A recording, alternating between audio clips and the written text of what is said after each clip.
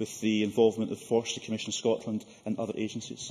Thank you very much. And we now turn to the next item of business, which is a debate on motion number 5899 in the name of Alison McInnes on police centralisation. I'll give a moment for everyone to change seats. Can I invite members who wish to speak in the debate to press the request to speak buttons and indicate at this stage that this debate is extremely tight for time. I call on Alison McInnes to speak to and move the motion, a very tight 10 minutes. Thank you very much, Presiding Officer, and can I start by formally moving the motion in my name? Last Thursday at First Minister Questions, Alex Salmond asked me why we hadn't returned to the subject of police reform the week after asking him about it in January. Sadly, now, and I know members from all sides are as unhappy about this as we are, the Liberal Democrats only get one day of debate time a year. And that day is today. And, well, we wouldn't want to disappoint the First Minister today. So I'd like to start, if I can, by drawing the Cabinet Secretary's mind back to the first day of Stage 2 of the Reform Bill at committee.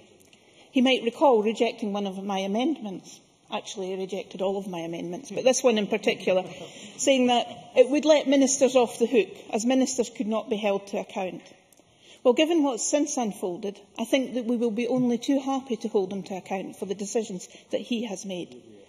Members on all sides know that the Liberal Democrats' position on this single police force. We were not in favour of the principle, of the detail or of the reality, but we are where we are. And I have no intention of standing here and trying to argue that we can put the genie back in the bottle. Now we join with all sides in wanting to make sure that the new police force works.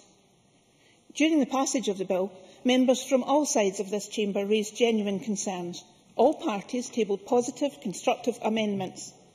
Now, we know the government has its majority and we can't make them listen to reasoned opposition, but the fact they chose to wilfully ignore it reflects poorly on them, and it ill befits a parliament meant to be reflective of the Scottish people.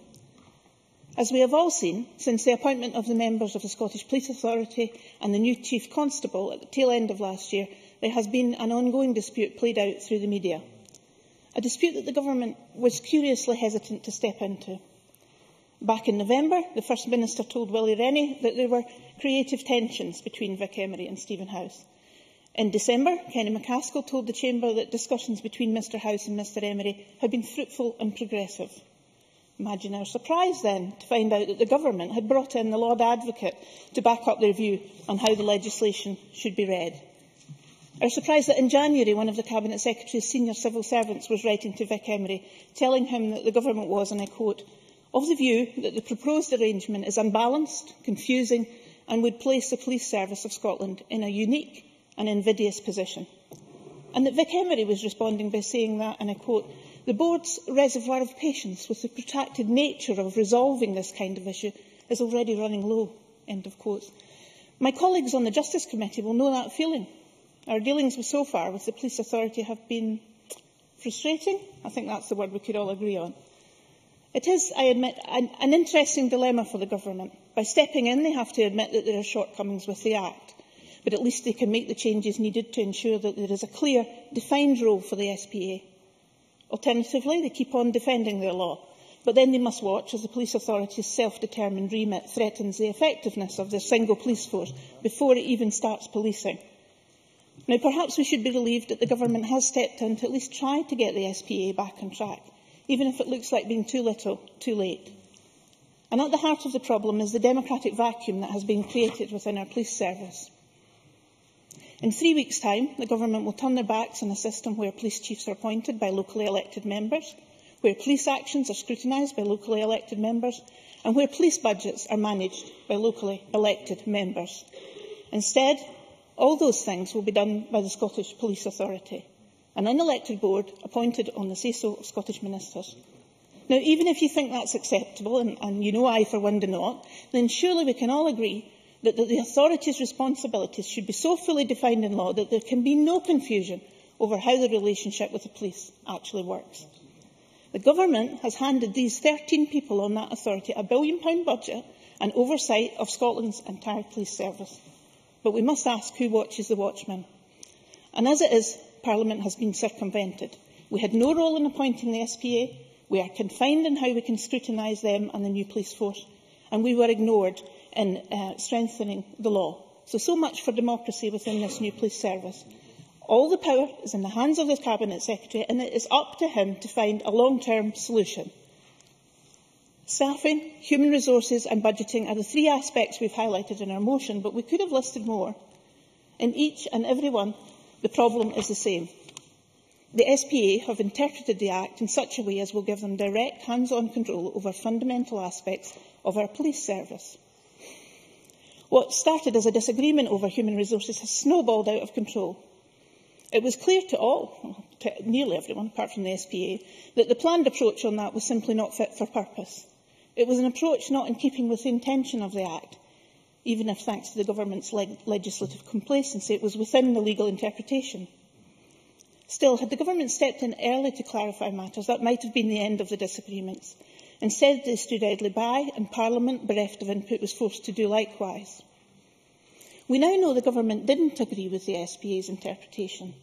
We also know that when they had advertised the Chief Constable's position, they did so stating that he would have, and I quote, direction and control over 17,000 officers and 6,500 police staff.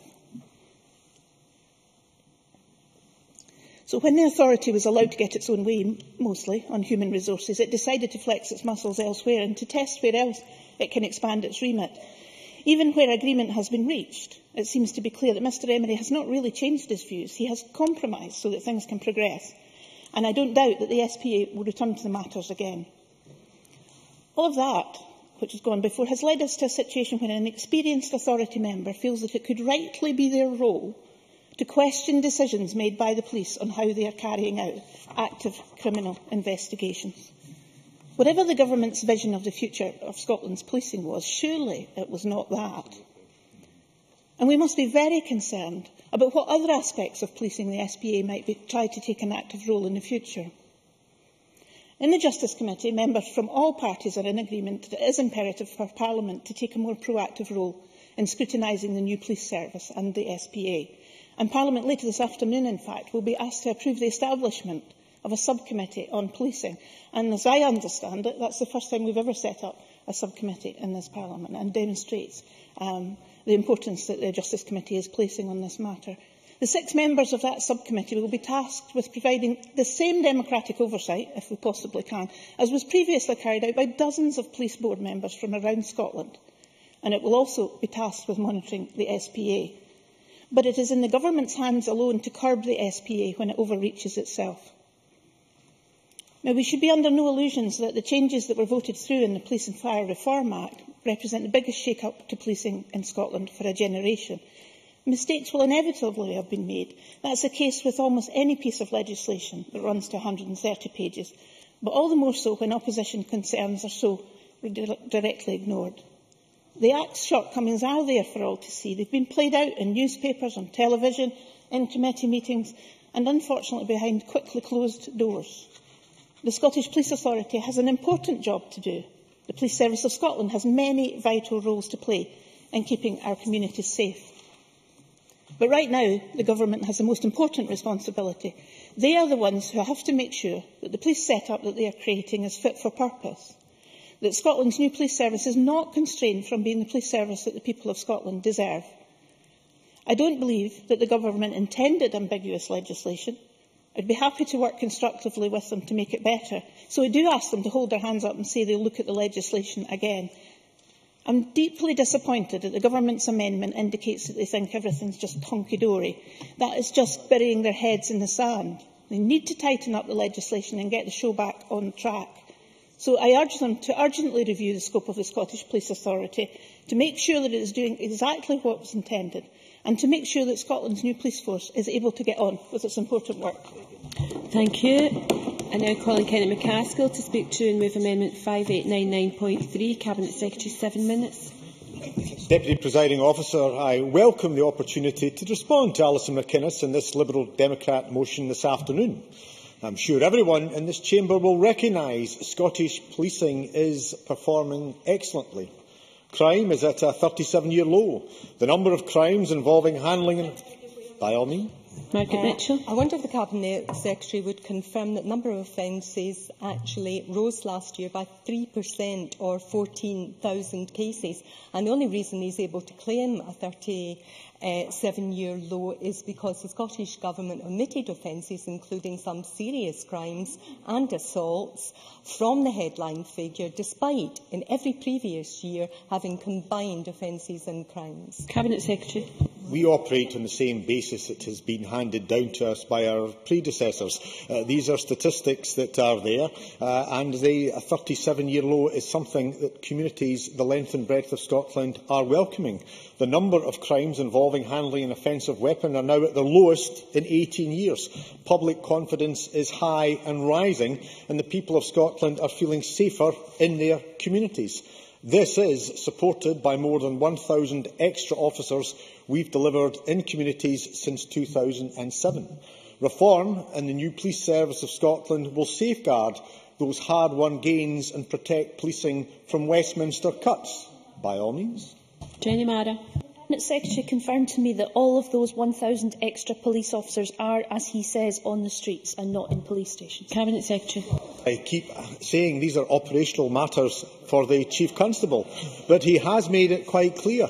He's made it quite clear in evidence in this Parliament and elsewhere that his job is to make sure that officers are providing what they're paid to do, preferably in their communities, and we are yet to see this evidence of backfilling either from the Chief Constable or indeed from HM Commissioner Inspector of Constabulary. Reform in the new Police Service of Scotland will, as I say, confirm those hard-won gains, because let's contrast the situation here with England and Wales. Officer numbers are at their lowest for 11 years. Terms and conditions of those who serve are being attacked and morale is at rock bottom. Around 100 million wasted on elections for police commissioners, enough to pay for 3,000 officers. Yes, Mr Rennie, if you want to justify that. I'm sure he was going to go on to say that crime in England and Wales is at its lowest since records began. I'm sure that was going to be part of his next bit of the script. But since he is so admiring of the Chief Constable, will he agree to his call for fresh legislation? Cabinet Secretary. Chief Constable does not want fresh legislation. I have been speaking to the Police Council regularly, and it's quite clear the Chief Constable is not asking for fresh legislation. He is asking us to work towards 1st April, which is what he's putting his efforts towards, and I commend him and indeed Vic Emery for that. And I'm glad to see that Mr Rennie didn't seek to dispute any of the figures relating to the collapse of policing south of the border. This government will not let any of that happen here. We're less than 3 weeks away from the new Police Service of Scotland going live. Strong progress has already been made, and the Scottish Police Authority and the Police Service are working closely together to ensure a smooth transition. Presiding Officer, the people of Scotland are understandably proud of community policing and value it. So does this government. Local policing will remain at the heart of the new service. There is no so-called democratic deficit. There will be new local arrangements which will give more elected members than ever before the chance to have their say on policing in their area. A local commander for each area will work with the council and partners to shape policing in that area. And for the first time ever, there will be a local policing plan for every council ward in Scotland. The SPA will, of course, also provide enhanced levels of scrutiny. Reform will also strengthen national policing. For the first time ever, all communities in Scotland will have access to specialist expertise and equipment whenever and wherever it is needed. We've already seen the fruits of this approach. Just last week, I helped launch the new Specialist Crime Division here in Edinburgh, coordinated nationally and delivered locally. It will lead the fight against crime with more than 2,000 detectives and staff working closely together. We've also seen the launch of the new National Trunk Roads Patrol Unit, the 101 single non-emergency number. And this morning we published the strategic policing priorities which set the high-level outcomes the SPA and service work to deliver. The list of achievements ahead of day one goes on, underlying the remarkable progress that has been made since Parliament approved this legislation last summer. None of that progress has been impeded by the discussions between the SPA and the police service on corporate functions. Our legislation, which was overwhelmingly approved by the Scottish Parliament after being scrutinised by 4 committees, clearly sets out the roles and responsibilities of the Chair and the Chief.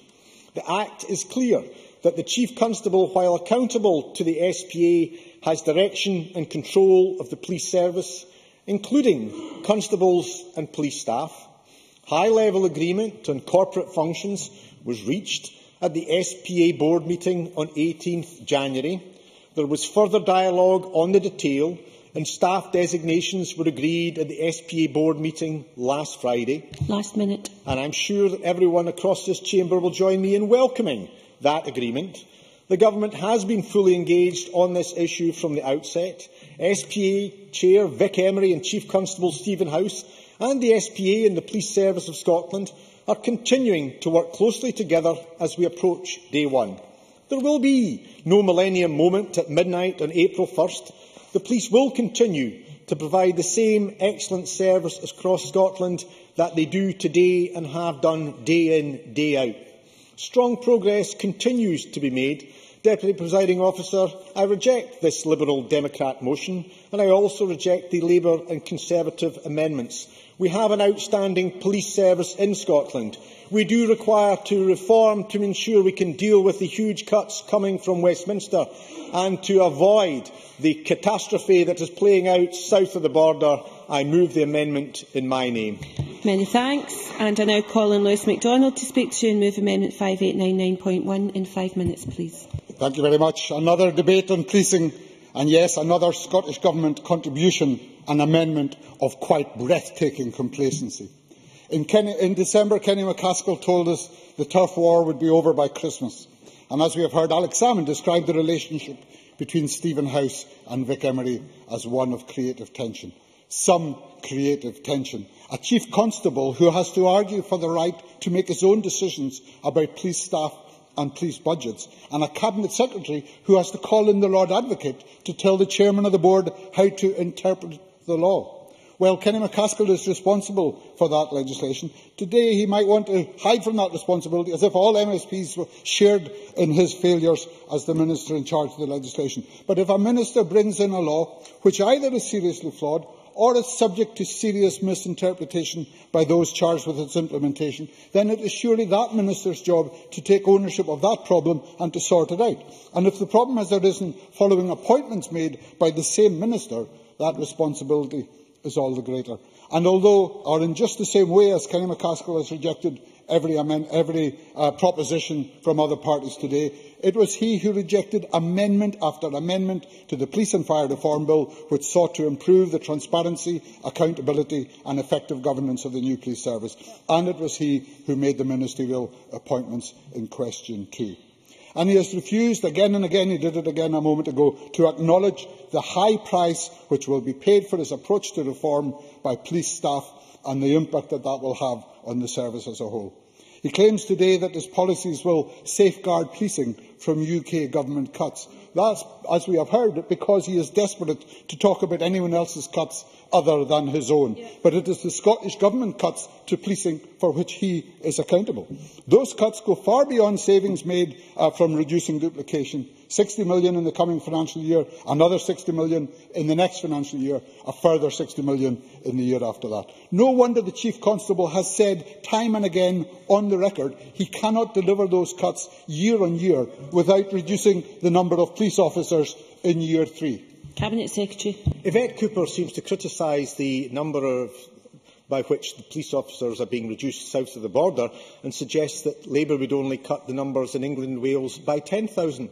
Many is Mr MacDonald suggesting Labour would cut in Scotland. Lewis MacDonald. I suggest that Kenny McCaskill answers the questions that are asked of him as the Minister with responsibility for this area, rather than this puerile attempt to divert debate to something that's happening elsewhere in the United Kingdom.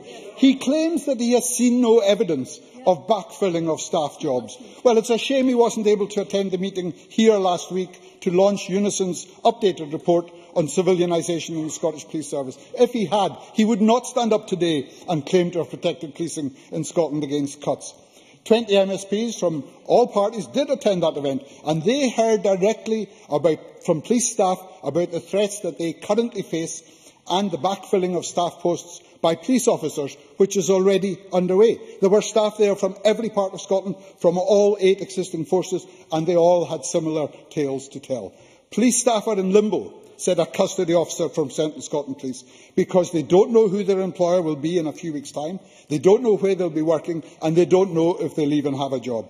Staff are working through sickness, said a worker from Lothian and Borders, working through their statutory breaks and into the evenings, said a colleague from Northern. Nobody will admit to workplace stress, said a custody officer from Grampian, all for fear of being the one whose job is identified as no longer required. Low morale and inefficiency is how a control room operator from Strathclyde summed it up. Mac Windsor in Scotland for police staff, he said, with cops brought in to do their jobs at the same time doing untold damage to the culture of mutual support and respect within the Scottish police family. Kenny McCaskill wants to talk about how bad things are in England because he does not want to face up to how bad things are in Scotland. He wants to talk about numbers of police officers, not about what those officers will be paid to do, because he does not want to admit that more and more of them will be forced to become backroom bobbies. The Cabinet Secretary will have to face up to reality sooner or later. Unless he does so soon, his legacy will be a police service starved of resources, a governance structure divided against itself, and a loss of confidence between officers and staff at the grassroots. The biggest losers, if that happens, will be the communities of Scotland, which the police are there to protect and serve. The new service goes live in only a few days' time, and it is time now for this government to start listening. Could you move your amendment, please, Mr. And I move the amendment in Thank you very much. And now calling Margaret Mitchell to speak to and move Amendment 5899.2. 5 minutes. Thank you very much, Presiding Officer. I welcome the opportunity to debate the implementation of the single police force, which is due to take effect in less than 3 weeks, and commend the Liberal Democrats on securing this important debate. Could you move your microphone round? Sorry. Thank you very much. The Scottish Conservatives supported the basic principle of a single police force during the passage of the bill. Concerns about how the SNP intended to implement this policy were such that the Conservatives were subsequently unable to support the bill at stage 3. These concerns included the following issues. The legislation as drafted by the Government damages the local accountability of policing. The vagueness regarding the relationship between the SPA and local authorities, and the uncertainties surrounding the potential savings which would be made. In an attempt to address these issues, a number of amendments were lodged at stage 2. Unfortunately, these fell on deaf ears, and the SNP used its majority in the Justice Committee and in the Parliament to vote against a vast majority of these amendments from both Conservatives and other opposition parties. Today, it is evident that these concerns were just the tip of the iceberg. Not surprisingly, therefore, the Scottish Conservatives not only sympathise but fully support the Liberal Democrats' motion and have amended it only to ensure a full business case forms part of the review and that the Act will be amended to take account of the review's findings. If in any doubt as to why it is important that a full business case is included as part of the review, then consider the following. It has been clear from the outset that the motivation for a single police force has been primarily financial. Despite this, the SNP refused to publish a full business case ahead of the passage of the bill and rejected the Scottish Conservatives' Stage 2 amendment calling for this to be done before the implementation of the Act. Also rejected at Stage 2 was our amendment to compel the Auditor-General to review the savings made by the creation of a single police force as soon as practicable after its establishment. To date, only an online business case has been published in July 2011. Here, the SNP predicted that the single police force would result in £130 million savings a year and £1.7 billion over 15 years. Also included were an estimated initial set-up cost of £92 million. However, during the passage of the Act, or the bill, the Chief Constable Smith of ACPA said that the outline business case produced was never intended to be a document that contained sufficient detail on which to base significant decisions about investment and savings. The Scottish Government's response was merely to state that a full business case was a matter for the single police force, adding that it expects the full business case to be completed at the earliest opportunity available to the new services. In December 2012, when the implementation of the single force was debated, SNP backbenchers said the debate was premature because SPA Chair Vic Emery had promised that the structures of the single police force would be in place before the end of the year. Well, January and February have passed, and still no detail has been decided about who will control some civilian staff. Meanwhile, the dispute between the SPA Chair and the Chief Constable has already cost $6,300 in legal fees, with the compromise solution likely to result in considerable duplication of these staff. Furthermore, the cost of making the temporary HQ at Tullyallen fit for purpose is now known to be $700,000. It has also been reported that the redundancy bill for civilian staff is likely to reach $60 million, and a PQ from my colleague John Lamont revealed that the single police force will start life owing more than $100 million in outstanding debt accumulated by Scotland's 8 police forces, and that the interest amounting to $6 million per annum is due. In conclusion, Presiding Officer, the potential savings articulated by the SNP in July 2011 now appear grossly overstated and wildly optimistic. Given this and the effects as highlighted, the Scottish Government must carry out an urgent review of the legislation, including a long overdue full business case, in an effort to provide clarity regarding the functions and responsibility of the SPA and the responsibility and report back to the Parliament on the necessary reforms to the legislation. I move the amendment in my name. Thank you very much. We're very, very tight for time. Speeches of 4 minutes. Christine Graham, to be followed by Graham Pearson. Thank you, Deputy Presiding Officer. In 4 minutes, I'll try to touch on some points, not all. I think that Alison McInnes is quite right to raise concerns that the single force would undermine local delivery and local needs. It's a fair enough concern, but for me it's not proven. If I thought it had merit, I would certainly say so. The Cabinet Secretary has already referred to those policing plans in place for every single ward, and I think that's pretty local. And having designated local commanders for all 14 divisions, I don't see April the 1st as a big bang. The people of Melrose, or indeed Gore Bridge, will see no difference in local policing, and it may indeed improve because of increased numbers. In England, many police look enviously at Scotland because of our single force. Having every shire having an officer at every level is costly, a waste of money, and sometimes bad policing. The elections to police commissions already mentioned cost $75 million with 14.9% turnout. Surely the Liberal Democrats can't say that would be a better solution for Scotland. Lots of chiefs at the cost of Indians. Give me Indians any time. Losing those jobs in England, 5,000 police officers gone, another 16,000 at risk. What do you think the morale of the police in England is like? But can I give you a kind of topical example of where a single force would be a huge asset? If we take the Savile case, Jimmy Savile case, where various police forces over decades throughout England had been aware of complaints that he was committing serious sexual offences, there was no liaison between them. There was no communication. And so he was able to offend for decades. With a centralised police force in serious crimes, the communication where you have predatory and peripatetic criminals would be much, much better, and we might prevent these events happening. Indeed, victims, certainly yes. Tavish Scott. I'm grateful to Christine Graham for taking a brief intervention. Would she not accept that the opposite of that argument is that Dumfries and Galloway Constabulary weren't big enough to investigate Lockerbie?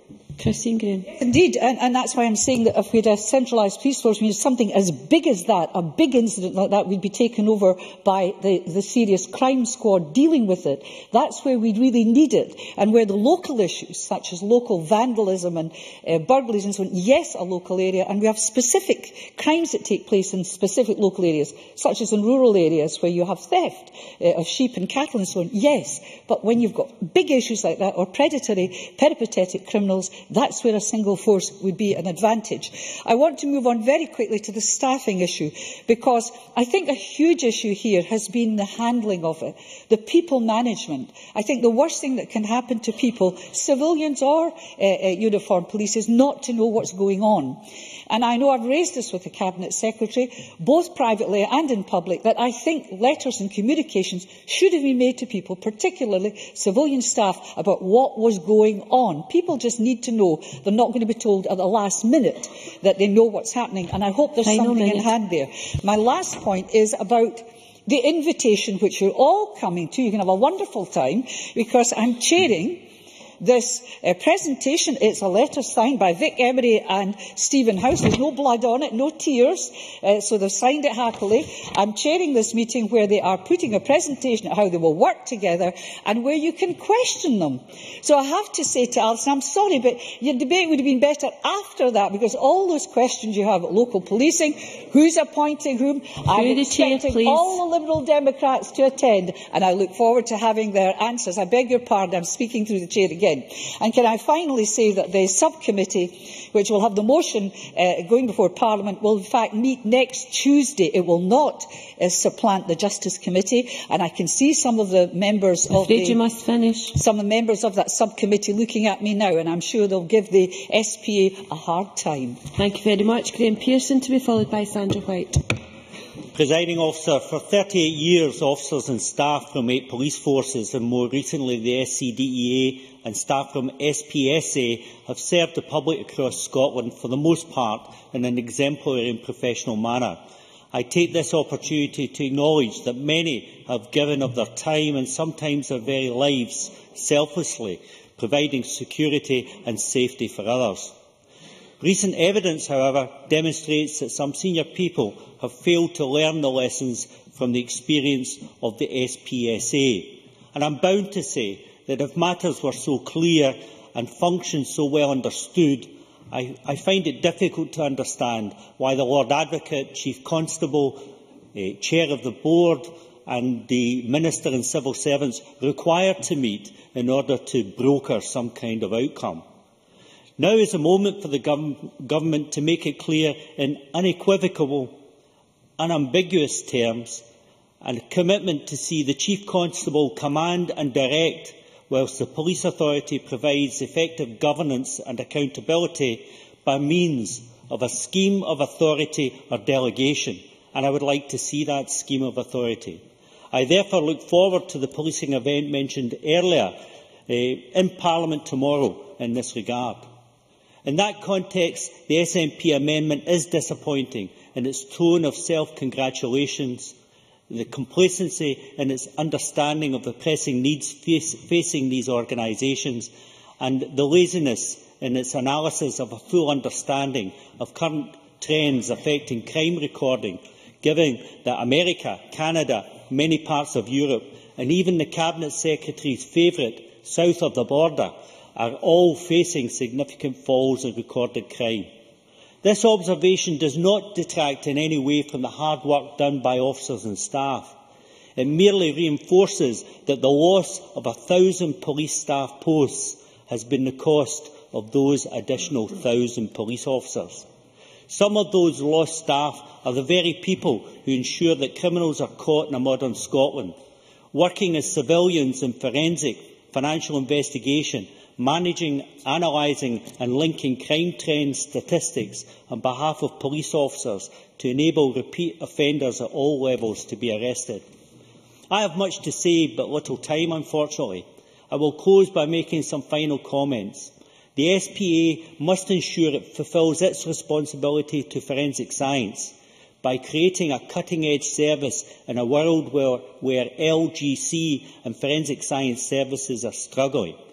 Scotland has witnessed enough bean counting in this area these past years. The Gartcosh Crime Campus offers a new beginning for forensic science, and alongside the specialist capabilities of counter-terrorism and organised crime investigators, the Chief Constable and SPA should take the opportunity. Finally, the inability of current police forces to link information and intelligence systems effectively was demonstrated yet again by the Savile debacle.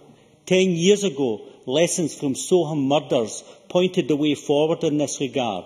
Scotland was in the lead with its Scottish Intelligence Database. SPA must commit to deliver again a world-class IT network, secure, linked and effective in its command and control and its operations. I look forward to proper democratic oversight of forthcoming developments, and I support the motion as amended by Lewis MacDonald. Many thanks. Now call on Sandra White to be followed by Roderick Campbell. Up to 4 minutes, please. Thank you very much, Presiding Officer. Can I also thank all involved in the police services? Graham Pearson has mentioned officers and staff alike who make our communities much safer for the members of the public which we serve. Now, I know we have a very short time allocated to this debate, and therefore I would like to limit my comments to the substantive motion and the relevant amendments. Can I just take the motion first, and in particular the mention of democratic deficit, which is in the Liberal Democrats' motion? And can I just point out at number 1, I think it's already been pointed out before, if I could just repeat it, I think it's worth hearing. There are designated local commanders for all 14 divisions. They will work with locally elected councillors and community planning partnerships to shape local services and prioritise local needs. I think that's a good thing. There is also a local policing plan for every single council ward, which will ensure policing across Scotland reflects, and I think that's what Liberal Democrats were looking for, reflects the needs of our communities. Now, as I said before, I thought that was pretty self-explanatory. I'm sorry, I've only got the 4 minutes, sorry. And I think it is wholly democratic, and it's something that I think we should actually look at. And if I could just point out that this morning I actually met or bumped into Councillor Paul Rooney, who is a Labour councillor in Glasgow City Council, a very highly respected member of Strathclyde Police Board, who will now be a member of the new board. And when I asked him how he felt about the new police board, he told me that he was very honoured to be on that board. So perhaps Labour should speak to their own colleagues, and I hold Councillor Rooney in very high respect also. Now, I touched on the Labour amendment, which focuses on backfilling, and I know that Lewis MacDonald has mentioned it. And yes, I did attend the meeting that Lewis MacDonald spoke of, mentioned in his contribution, and did speak to individual members. But however, I think we have to also remember what Steve House said about backfilling, and Jenny Mara asked him questions in the Justice Committee. And, the Chief Constable House said, and I quote this, "I believe that Police Scotland needs a balanced and integrated workforce of police officers and police staff. I would be keen to examine ways to improve that balance within our agreed budget, but I must repeat, that we do not have a strategy or plan to backfill police staff roles with police officers. I want as many officers as possible to be on the street in an operational role." He also said there was no plan. I'm sorry, Lewis, I've only got this. He also said there was no plan or strategy for reform that he was in charge of that predicated backfilling. So I think you've got to listen to what the Chief Constable actually said on that particular one. Now, I mentioned the fact that I've only got a very limited time, and I want to touch on basically the Conservatives' amendment. I'd like to, in regards to the amendment, I don't know if Margaret Mitchell perhaps would remember this, that during the Stage 3 debate, the Conservatives called for directly elected police commissioners. Now, I think if we don't need to cast ourselves back too far away, what happened in England and Wales when they had directly elected police commissioners. Now, it resulted in a turnout of 14.9%, and wait for it, a cost of £75 million. Now, is that the Conservatives' contribution to this debate? They would want to spend money on police commissioners when we can have a single police force, we can have the locally elected police boards, which will serve all local communities. Thank you, Presiding Officer. And thank you. I now call on Roderick Campbell, after which we move to closing speeches. Up to 4 minutes, please, Mr Campbell. Thank you, Presiding Officer. One thing which was abundantly clear about the 2011 Scottish parliamentary elections was that despite Lib Democrats giving their opposition to a national police force prominence, it was not a vote winner. Notwithstanding that, they opposed the bill in committee all the way from stage 1 to its conclusion in the Chamber last year, in support of their view that local is best. But that debate was comprehensively lost, and I think it's time the Lib Dems accepted that, and also accepted that we have a new structure, but one with a designated local commander in all 14 divisions, and a structure which will involve local commanders working with all local councillors, not just those few on police boards. and a local police band for each of Scotland's 353 council wards, which Stephen House advised in evidence in November would concentrate on the top 3 concerns in each ward and what the police would do about those concerns in the next 12 months. That really is a local level of police priority. I accept, however, that there was an issue of democracy, or whether there was a democratic deficit in the new arrangements, which was discussed by many during the passage of the bill. The former Auditor-General, Robert Black, did raise the issue in his evidence. Graham Pearson has been resolute in his view that the Scottish Police Authority, as designed, did not offer democratic accountability. And John Finney proposed a subcommittee of the Justice Committee to scrutinise reforms at a very early stage. And he, of course, proposed an amendment which committed Parliament to keeping the bill's operation under review. We are, of course, in the process of setting up that subcommittee, and I wish it well in its task. What was not evident in debate about the bill were concerns from the Liberal Democrats about the Scottish Police Authority adopting a service provider role. There was discussion about the operation of forensic services and the extent to which the Chief Constable should have operational control over forensic crime scene examination. That issue was resolved on the basis that the forensic service would be directly responsible to the Scottish Police Authority and not the Chief Constable, but with the Chief Constable in his command deciding what crime scenes the forensic service would go to. A sensible arrangement. But what we did not have was any real debate about the HR and finance functions and who should call the shots. Perhaps we should have had. And what we certainly did not have were Liberal Democrat concerns about these issues. What became clear, however, in November was that there was a difference of approach between the new Chief Constable and the Chairman of the SPA. Turf wars which are never edifying. And as a committee, we remember the discussion by both parties along the lines, I'll show you my legal advice if you show me yours. As Alison McInnes will be aware, however, the Justice Committee agreed with the request that neither side's legal advice should be published. We obviously need to accept that, and the fact that there were two differing legal views on the legislation is hardly earth-shattering, and I speak as a member of the Faculty of Advocates on that point. I think we should avoid accepting the argument that somehow or other the answer now is legislative change. And if the Liberal Democrats think it is, they should say why in clear and unequivocal terms. Moreover, these issues have been addressed in the dialogue that has occurred since November. What the police service needs now is not new legislation, but an acknowledgement that they are progressing on the road to eliminating duplication, and an acknowledgement that they need to progress the issue of dealing with voluntary redundancies in an efficient and sensitive way, whilst recognising the necessity to keep communities safe and building on the decrease in crime rates. The contrast between north and south of the border, where the Liberal Democrats are in government, could not be clearer. I have no doubt which model the people of Scotland would prefer. Thank you, Presiding Officer. Thank you very much. We now move to the closing speeches, and I call on Annabel Goldie. 4 minutes, please. Thank you, Deputy Presiding Officer. This afternoon's debate has demonstrated a significant and justified concern over the implementation of a single police force. And while this concern may not as yet be on the radar screen of the general public, if the safety of Scotland's communities is in any way thought to be at risk, it most certainly will be. Those who work for the police are concerned. Many of them do not know if they will have a job in the single force less than 3 weeks before that force is due to be established. Those in charge of the single police force are concerned. Chief Constable Stephen House told the Justice Committee he had identified, and I quote, a gobsmacking major problem with the legislation. Vic Emery, Chairman of the Scottish Police Authority, is concerned. He responded to the Government's intervention in January with the warning, and I quote, the Board's reservoir of patience with the protracted nature of resolving this kind of issue is already running low. Deputy Presiding Officer, in any major organisational change, an element of teething problems could be expected. But this level of confusion and fundamental disagreement is alarming. It boils down to the basic issue of who calls the shots in the new single police force. Is it the Chief Constable as the most senior police officer in Scotland, or is it the administrative head of the Scottish Police Authority who controls purse strings? At the moment, we have two jockeys on the one horse, and that is an impossible situation. And that Christine Graham, at this stage, should be asked to, depending on how you look at it, mediate or hold the jackets at a meeting of the two protagonists, I think says it all. and that such confusion should prevail with less than a month to go.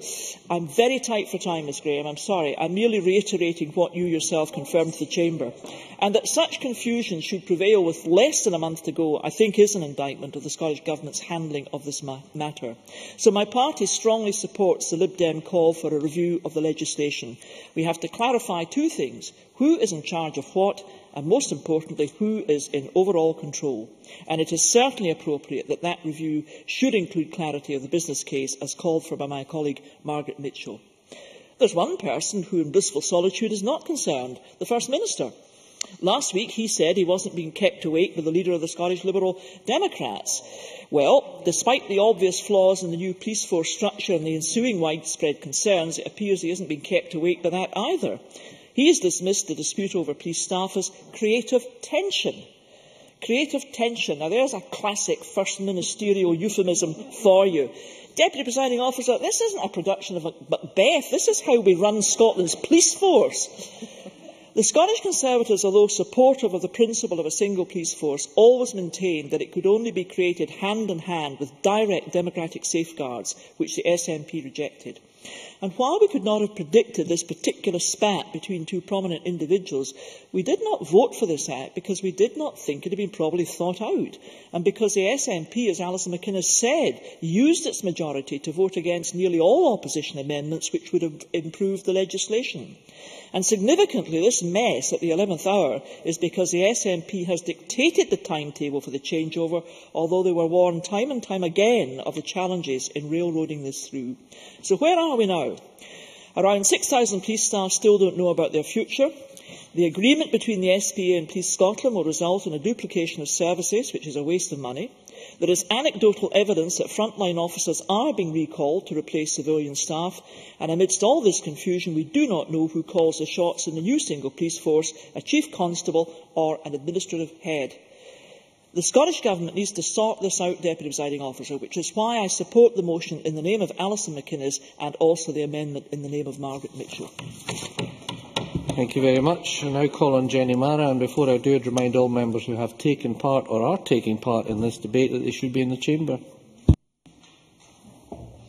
Thank you, Presiding Officer. The Cabinet Secretary's words today have done little to alleviate the frustration felt around the chamber about the progress being made towards our single service. Chief among our concerns is his continuing assertion that 1,000 extra police officers are on our streets. Time after time on these benches, we have told him what Unison and Audit Scotland have told him, that these officers are not on our streets, but are filling backroom posts in police stations. His own figures show a drop of 907 police staff since 2010. And we know from the Chief Constable and leaked documents from the Police Reform Group from the Cabinet Secretary's own Justice Department that 1,000 police officer commitment will be unsustainable in the single service as more staff jobs are cut. But why, Presiding Officer, is the commitment to 1,000 extra police officers a matter for the Cabinet Secretary, but police station closures, as in answer to my question earlier, are not a matter for the Cabinet Secretary but are an operational matter? The truth, Presiding Officer, is that bad news is an operational matter, while the good news is a political commitment by this bountiful government. The gulf between what the Cabinet Secretary says and the reality of what is happening in police stations across Scotland is astounding, because in his own constituency, police custody officers are being replaced by police officers. The people of Scotland and his own constituency are looking to him to make the decisions that will keep their communities safe, and they are being let down time and time again by his lack of leadership on the police reform. And nowhere is this more demonstrable than his handling of the power struggle at the top of the single service. Yet again, he has told us that responsibilities are clear between the Scottish Police Authority and the Chief Constable. But that is in deep contrast to the views of the Chief Constable himself. As Lewis MacDonald said in his opening speech, this uncertainty could have been avoided if the Cabinet Secretary had accepted many of the amendments from across this chamber and Labour's amendments to increase accountability and transparency in the Scottish Police Authority and the Police Service of Scotland. Yet these were rejected out of hand, and we still need meaningful action, as Alison McInnes said. And it is because of the Cabinet Secretary's refusal to commit to greater accountability from the outset and his sustained denial of the power struggle happening between Mr House and Mr Emery that we believe the Government should look urgently at the way in which this legislation is being interpreted. Presiding Officer, with the single service coming into force in just over 2 weeks, we share the concerns of police staff, unions and the public that the Cabinet Secretary's lack of leadership is posing a risk to its success. They need to know that their jobs are secure, that cuts won't creep in through the back door as operational decisions, and they need to know clearly who is in charge of the day-to-day running of the service. It is for them that we urge the Cabinet Secretary to take ownership, display leadership and commit to taking action to protect local policing today, and overall, Presiding Officer, to open his ears and start listening to the reality of what is happening on the ground. Many thanks. I now call on Cabinet Secretary Kenny McCaskill to wind up on behalf of the Government. 6 minutes, please, Cabinet Secretary. Thank you, Deputy Presiding Officer. I hesitate to be too harsh on Alison McInnes because I appreciate that she's just being rolled out today to fight the good fight for the Liberal Democrats, and she has always been polite and supportive in committee. But it started in 2011 when Tavish Scott saw the most potent issue in Scotland was the threat of a single police service. The outcome was they lost 71% of their seats, 51% of their constituency vote and 54% of their regional vote. It continued under Willie Rennie's leadership, where they continued to protest that it was the most significant issue, and they lost half their vote and half their councillors. That is the position that the Liberal Democrats have taken. That is the judgment cast upon them by the people of Scotland. Willie Rennie. Well, I'm just coming on to deal with that because sometimes in this chamber you think you're living in a parallel universe. Because Mr Pearson did make a point about it being a Western phenomenon in a reduction in crime, and that's a matter I agree with. But 37-year low is significantly more than south of the border. Significantly more. And indeed in the opening speeches, and indeed not at the moment, Ms Goldie, and indeed in the closing, I heard not one word of praise for the police. Not one. Mr Pearson did genuflect it towards it and did comment on outstanding work, but the rest was just a woe abez us that Scotland is apparently in this dreadful position. The country is collapsing, and yet we have a 37-year low in recorded crime. We have an 18-year low in offences for carrying an offensive weapon. We have a record number of police officers that Labour wouldn't even commit to, and Mr MacDonald wouldn't give us the numbers that Labour would reduce to. That is why we have a parallel universe. Mr MacDonald. I'm very grateful to the Cabinet Secretary for stepping out with this parallel universe for a moment. I hope he heard me say in my speech that the absolutely central issue of the relationship and the mutual trust and support between police officers and police staff is under threat from the policy approach he takes. That reflects the importance of that relationship. Will he say something now about what he will do to repair the damage that has already been done? Watching that interjection that I wasn't going to come on and deal with, but as I say, we have an outstanding police service, even if the opposition spokespeople are not prepared to praise. By all means, Ms Goldie, you've been trying. I think the Cabinet Secretary would want to take this opportunity to remind the Chamber that he wanted to increase Scottish police officers by 500, and the Scottish Conservatives, out of respect for the police, forced an increase of 1,000 officers. Cabinet Secretary. I won't hesitate to comment on the position in Plebgate, and indeed that the Tories seem to be not just wanting some removed and even more removed. But we have an outstanding police service that we have to maintain and deal with the challenge of the huge cuts coming from the Tory Liberal coalition south of the border. Irrespective of how they are dealing with officers and reducing numbers, reducing back office staff greater than any reduction here, and indeed attacking the terms and conditions of those who serve, we will not do so. We will make sure that reform improves and adds to the outstanding service that we have. For the first time, we're going to have a national police rape investigation unit so that all of Scotland can deal with that challenge. So the skills that we possess in various areas can be available in every area of Scotland. We're going to be able to deal with matters such as border patrol and border policing when we face difficulties, whether it's in Cairnryan with the size of Dumfries and Galloway Constabulary, or indeed at Glasgow Airport with other incidents. We will get the improved service there, and at the same time will maintain democratic accountability and increase it. I see Mr MacArthur sitting there, and I recall meeting with his council colleagues in Orkney when they indicated that they currently, under the current system, had 2 members who went to sit on the board for Northern Constabulary. They asked what would the situation be when it goes to a single service, and obviously they have a committee. It was up to them whether they want a full committee of the council or a single committee for them. They have greater accountability and scrutiny, and they also have their own dedicated divisional commander, who at their request is currently the current serving officer. By all means, Alison McInnes. Cabinet Secretary will know that we spent a great deal of time at stage 2 taking evidence and looking at amendments which would ensure that if there was no agreement over what the local policing plan should have, there would be some way of resolving that, and you refused to take any of those amendments. So there is no real local accountability. There is some goodwill there. I think there is significantly greater accountability than 2 members who went once a month to Inverness to be entertained by the Chief Constable. And what we have to do is to look at the situation, and I think Rod Campbell did correctly say that it has been unedifying.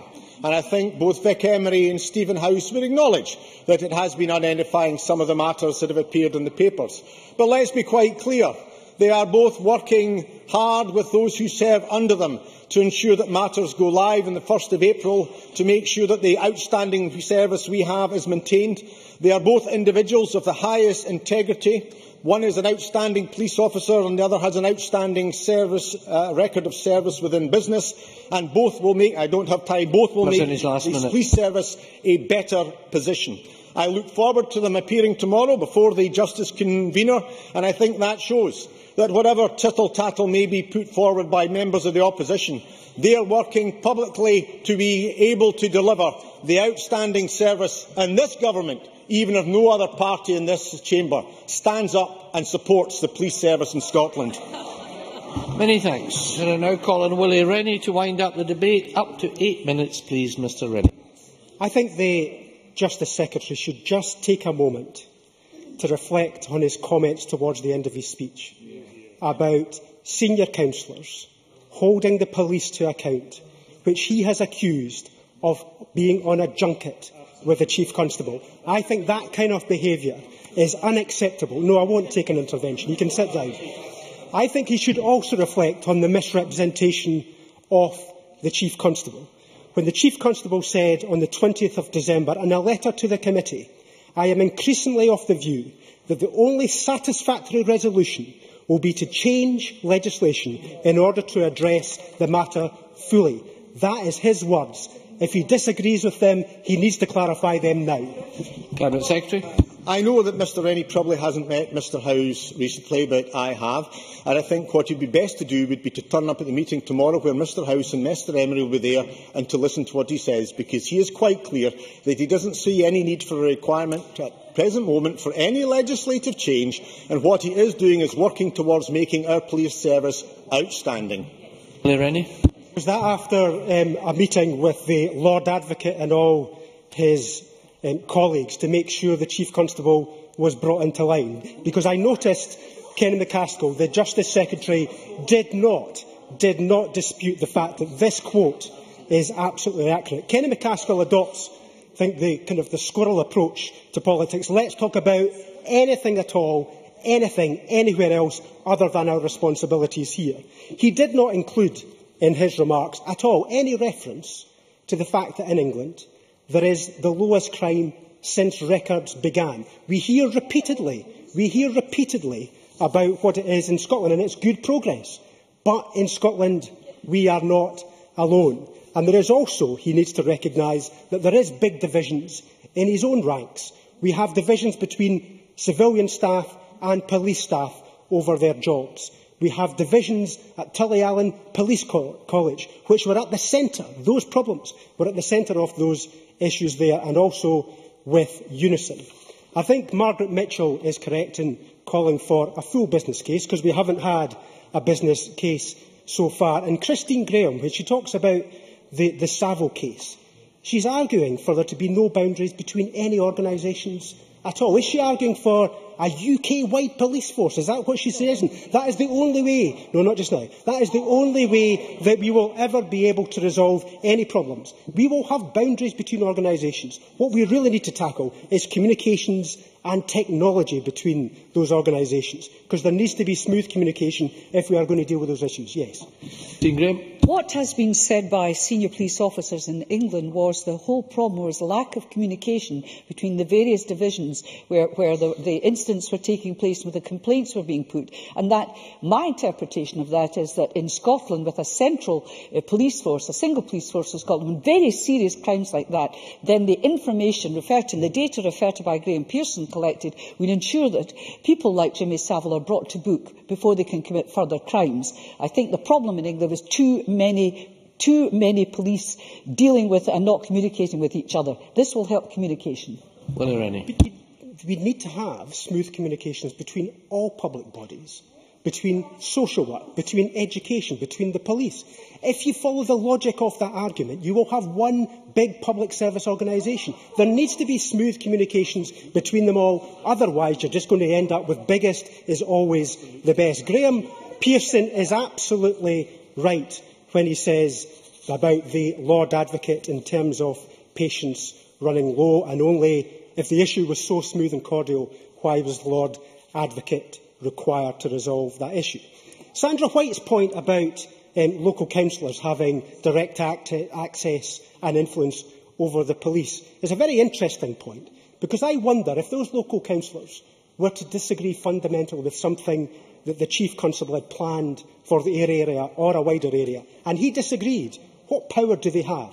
Do they have any ability to reject his plans? I suspect they do not. And for Rod Campbell to say there was no debates about operational independence, I think he obviously wasn't listening, because my colleague Alison McInnes tells me there was endless debates. Not only was he not listening, but neither was the Justice Secretary listening either. We have a major issue which has shattered confidence in the police and amongst police officers. We have pitted the SPA against the Chief Constable, police civilian officers against the police officers. We've stripped councillors of real control over their police, and we've also delivering cuts rather than the savings that were promised. And the fear is that there will be more to come. Will we see the closure of local police stations? Will we see the closure of control rooms? Return, as actually the Labour Party have identified rightly, the return of the backroom bobbies, and also cuts to critical backroom staff that are central to the efficient running of the service. And what other, not just now, and what other areas will the SFA interfere with? SFA, SPA. What will they want to, as one member of the board has said, investigate the operations? What creeping interference will we have from the Scottish Police Authority? We do need fresh legislation, not just now. We do need fresh legislation. If we can get fresh legislation, we may be able to deal with this crisis that exists within the police. Look, Liberal Democrats are by instinct distrustful of central power and control. That distrust is built on three solid beliefs. Firstly, the inability of the man in the ministry to fully reflect the wide and varied needs of different communities. Secondly, the faith in the power of communities to do good. And thirdly, that when a crisis comes, as inevitably does, power dispersed is safer power. This Act runs counter to those beliefs. Not just counter, but is an insult to the communities the government is supposed to serve.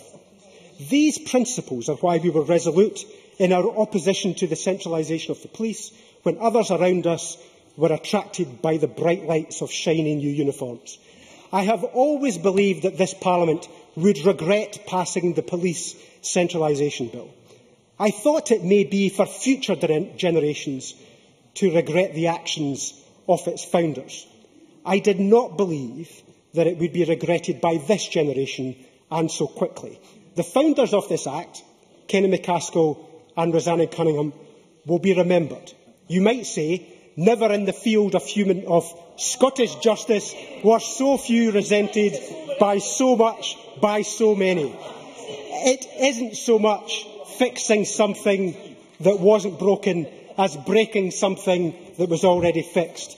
Before the new force even exists, they will have already achieved some astounding feats, turned civilian staff against police staff, turned the police authority against the police, and turned their backs against local communities.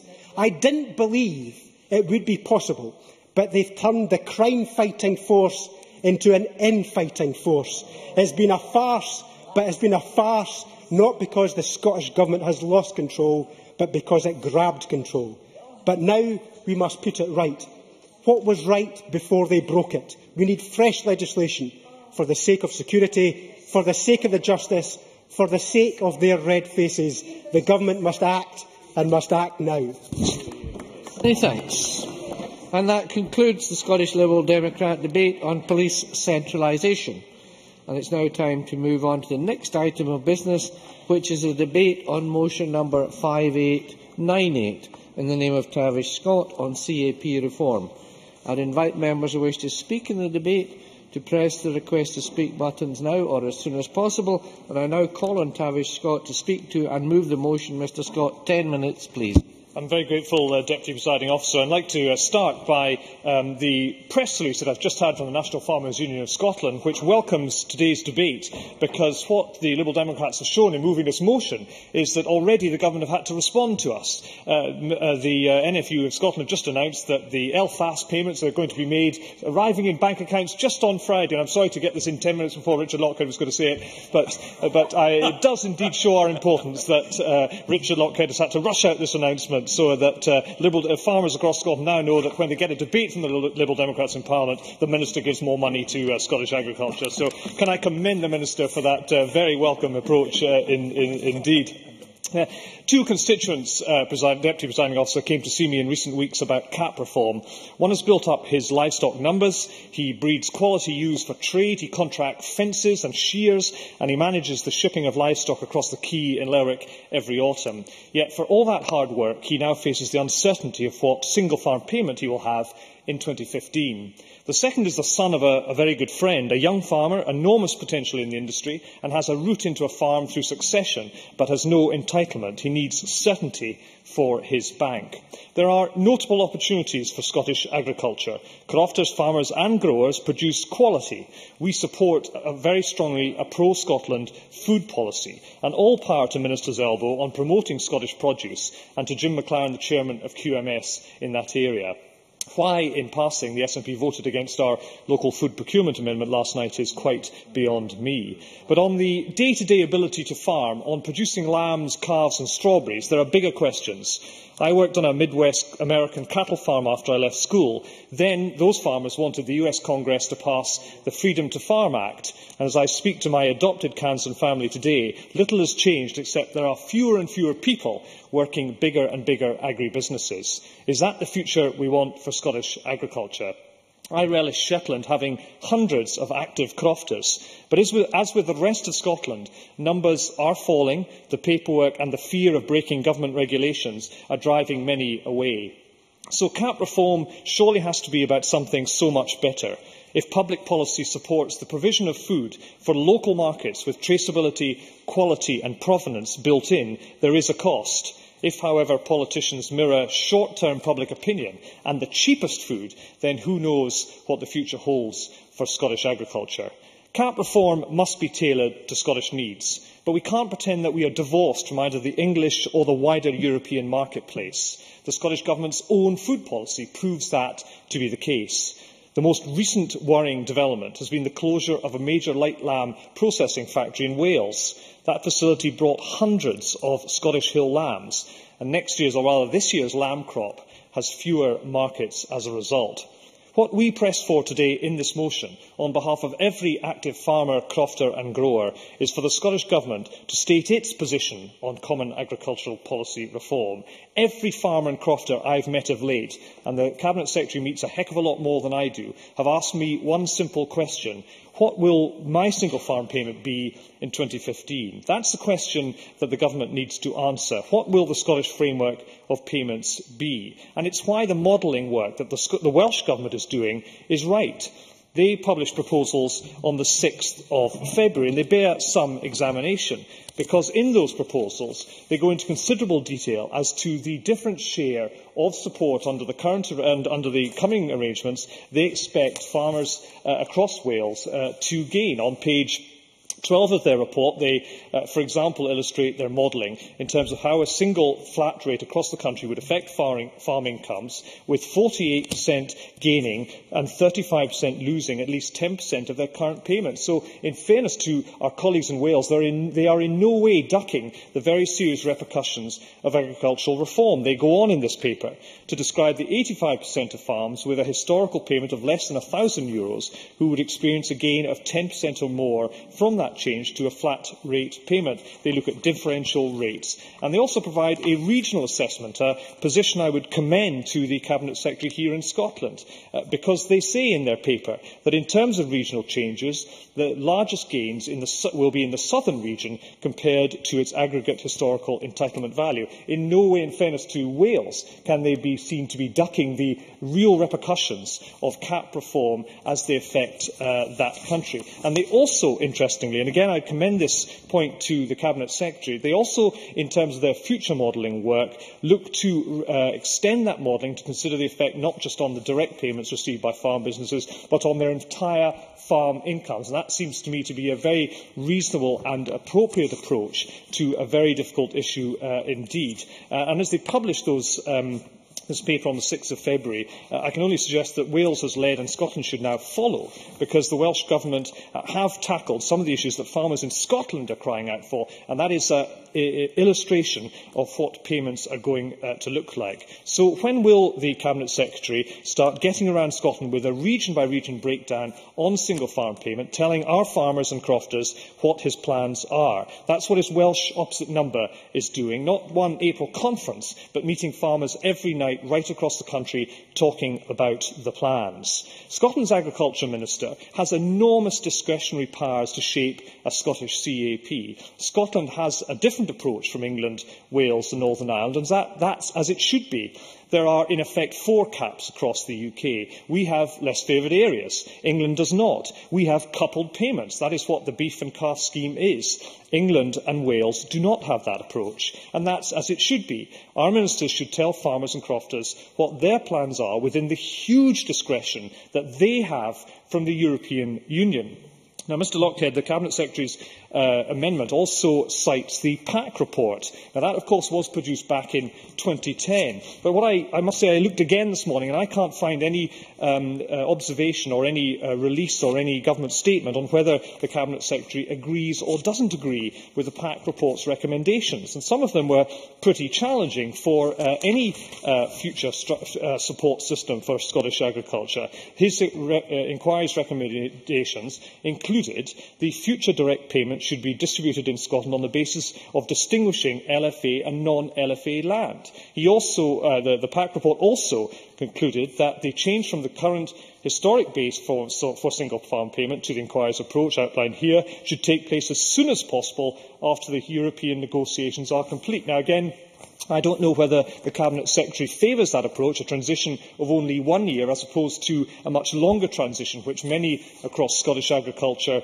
are calling for. But that is a fundamental decision that our Minister must take, and he must give early indication to Scottish agriculture as to how he plans to proceed in that area. So can he also tell us how he plans to move from historic payments to area-based payments? Many across the industry believe that transition should be as long as possible. Does he agree? Will he invoke what the Irish presidency of the EU now describe as the Irish tunnel?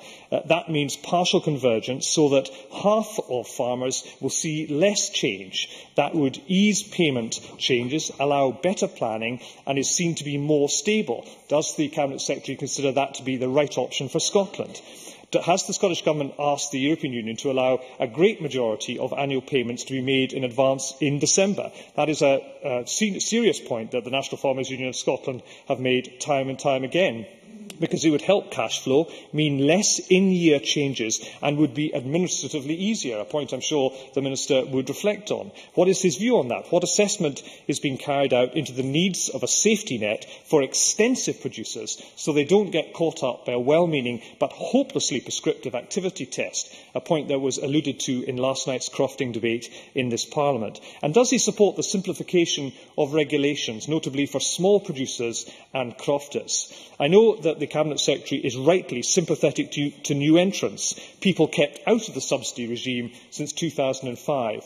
What is the Scottish Government's position on the size of the National Reserve? And at 3%, is this big enough? Farmers and crofters need answers to these questions. The EU budget, the framework of the Common Agricultural Policy, the flexibility to tailor to Scottish needs are now all in place, yet our industry has no certainty.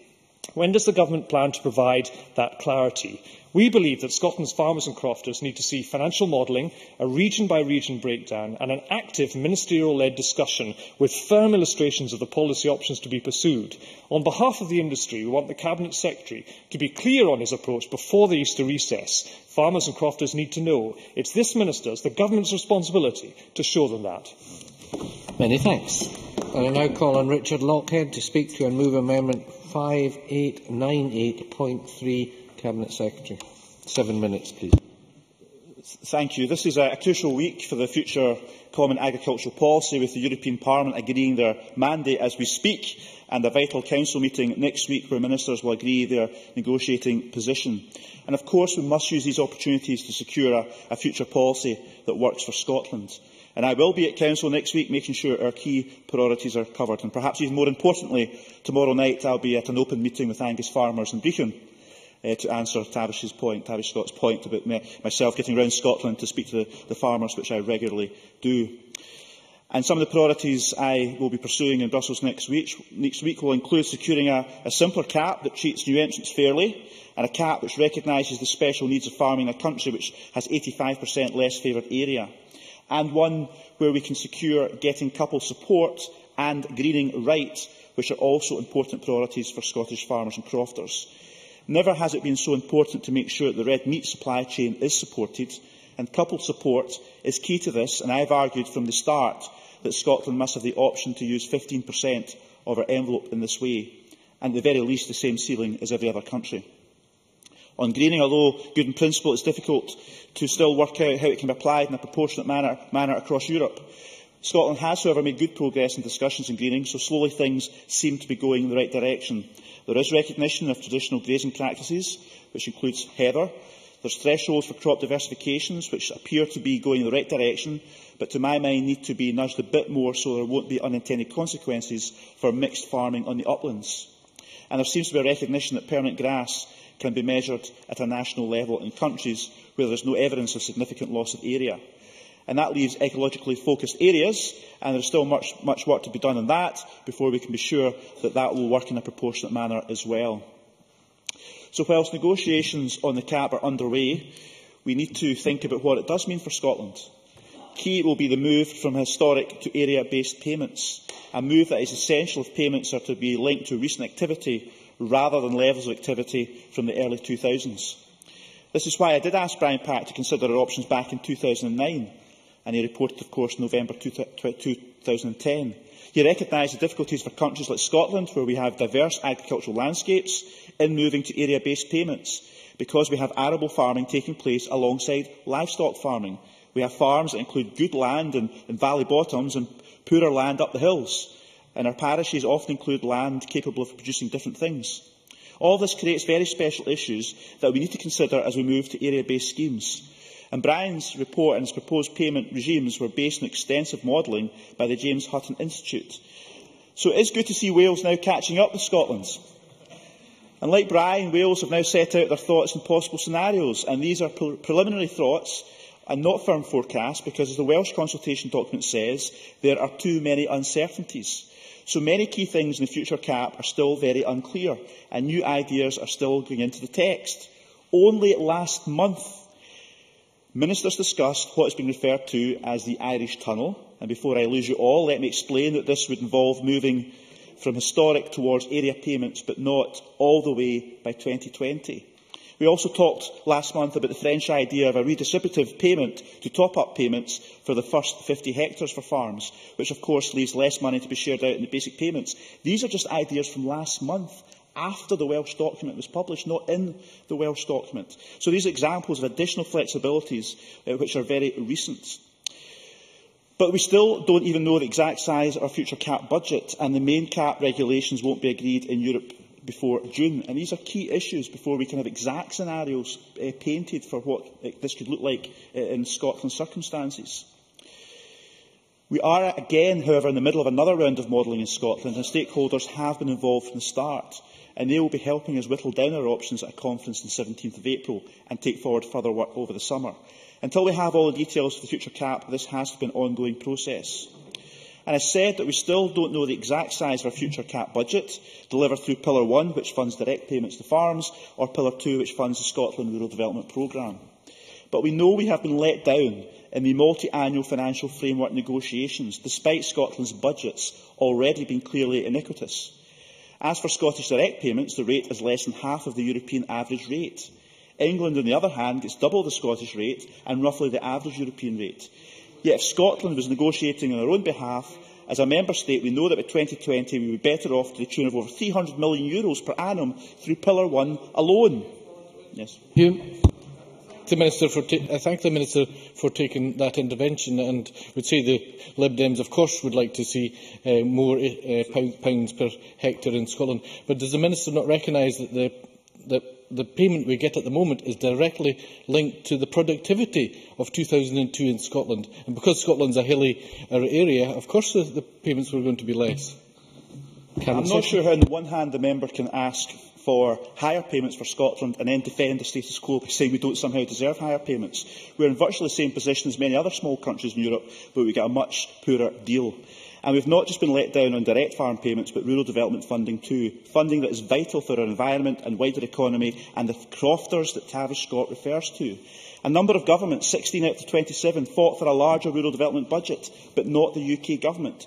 So no extra uplift for the UK, yet Scotland started these negotiations at the bottom of the league, and other countries are gaining even more funding for their rural communities. So Scotland has every reason to feel let down by the UK coalition government. And I honestly suspect that today's debate is a diversionary tactic by the Lib Dems to distract us from the fact that Scotland's farmers, crofters and rural communities face losing hundreds of millions of pounds up to 2020 because the Conservative Lib Dem government refuses to make Scotland a priority. That is really what is the heart of this debate, and it's no wonder that stakeholders in Scotland are lining up to criticise DEVRA.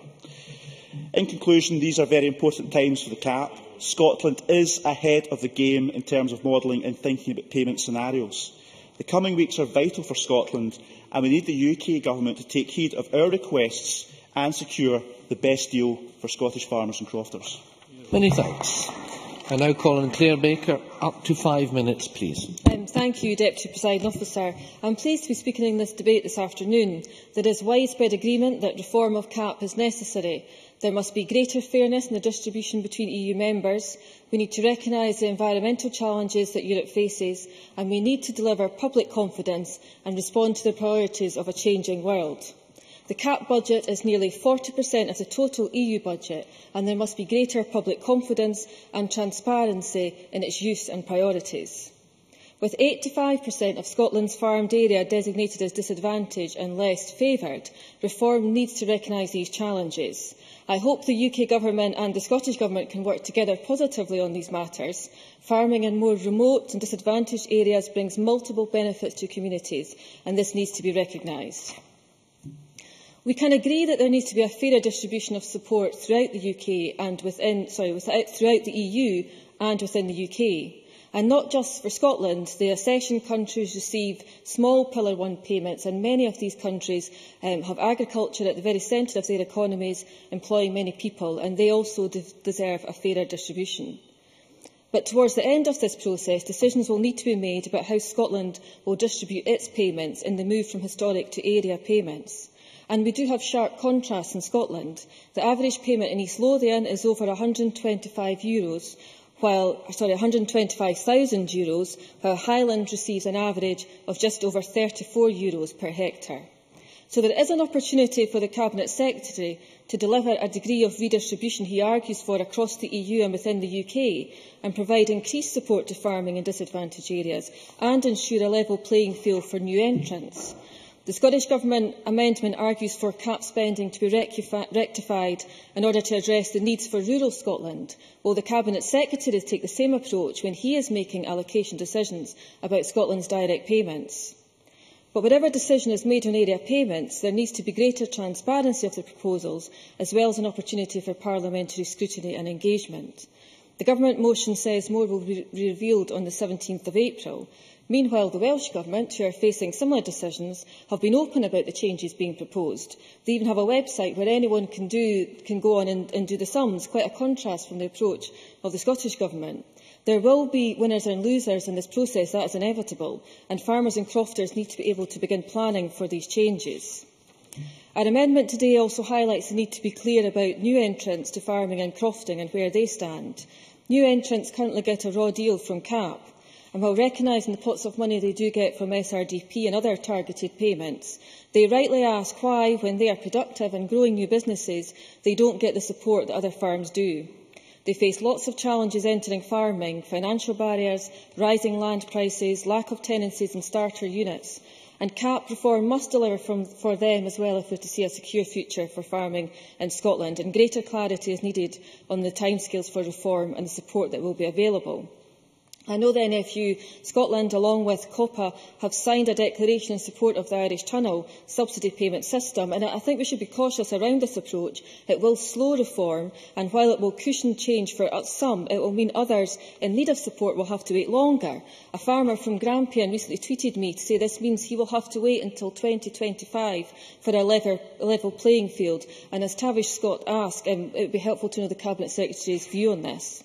Presiding Officer, I am short of time, but on the Conservative amendment this afternoon, I'd say while we support the principle of convergence and the need for a fairer allocation within the UK, I do have concerns the amendment is too prescriptive and doesn't address the issues around production and disadvantage.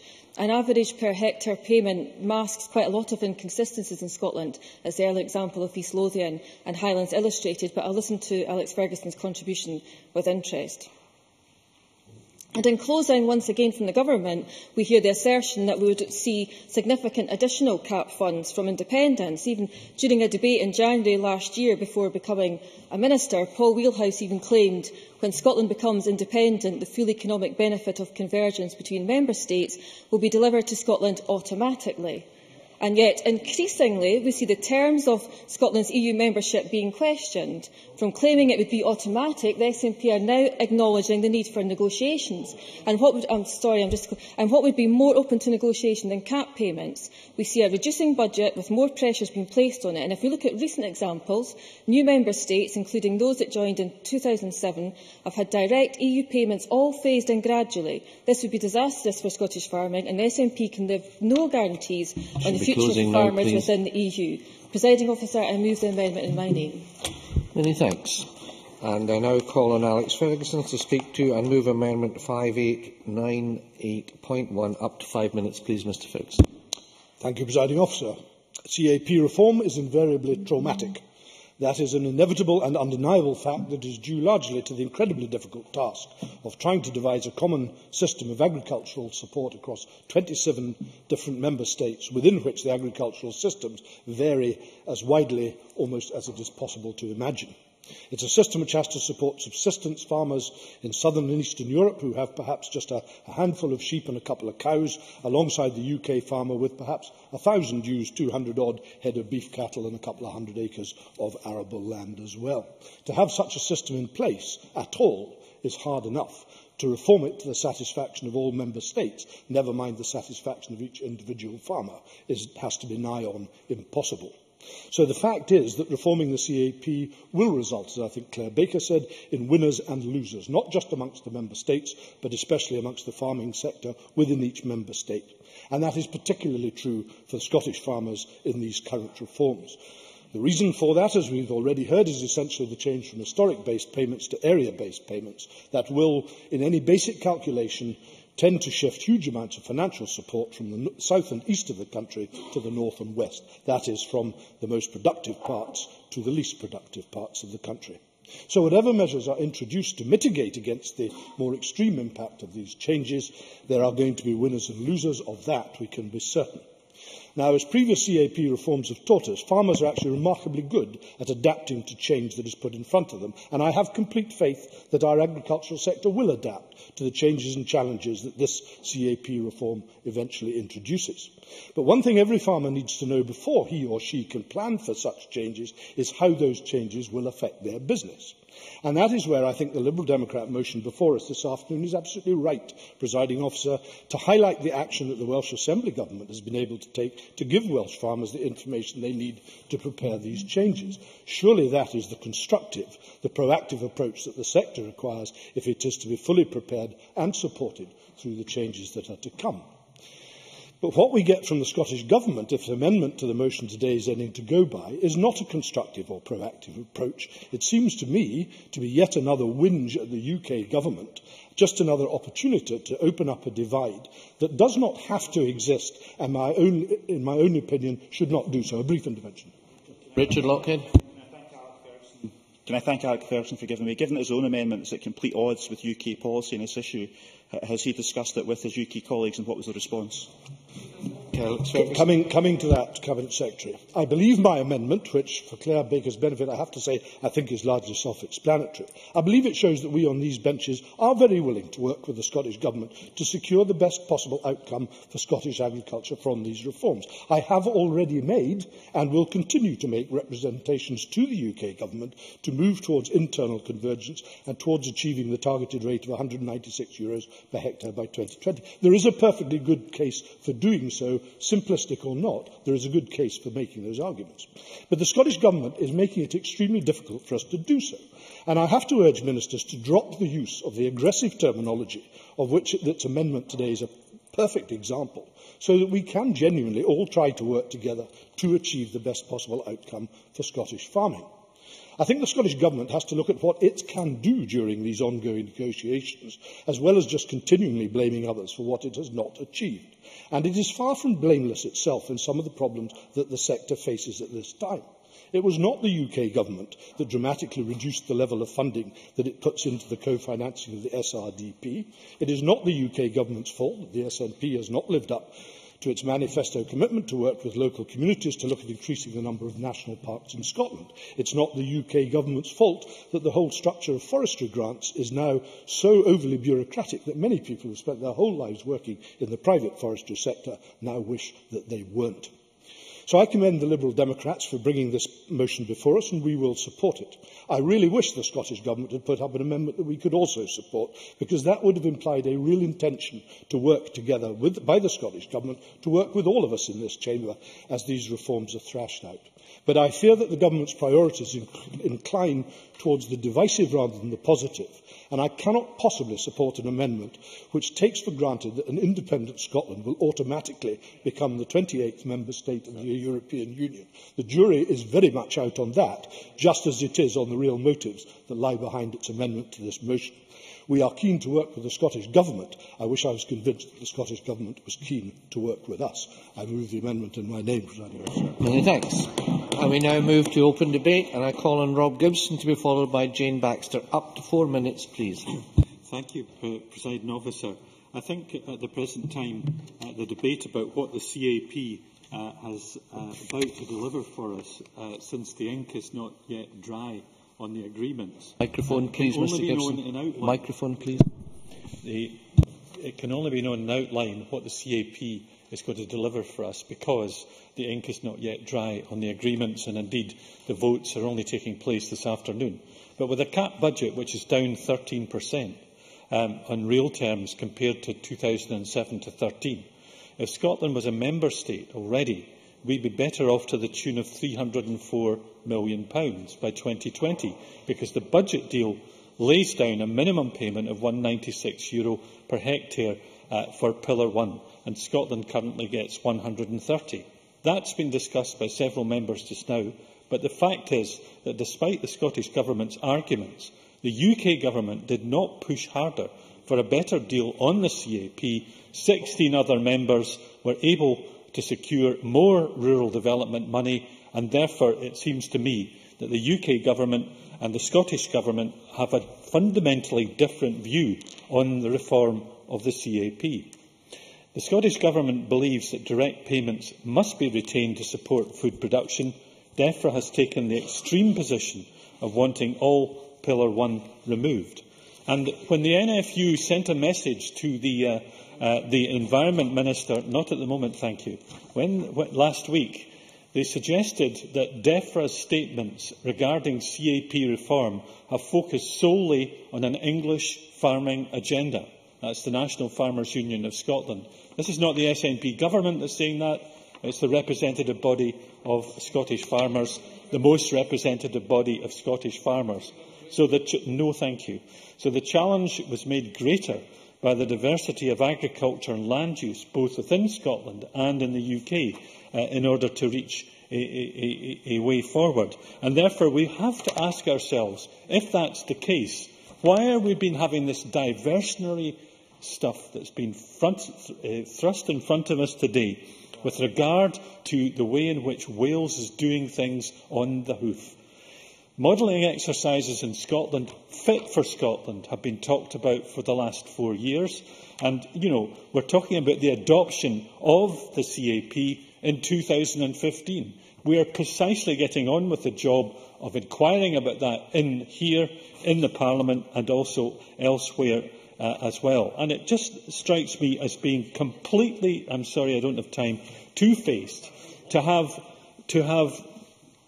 the supporters of the UK Government bemoaning the fact, the huge areas of concern, that Scotland still languishes near the bottom of the league table in European handouts per eligible hectare, while the UK average per hectare is €220. The figure for Scotland, 136. Says George Lyon.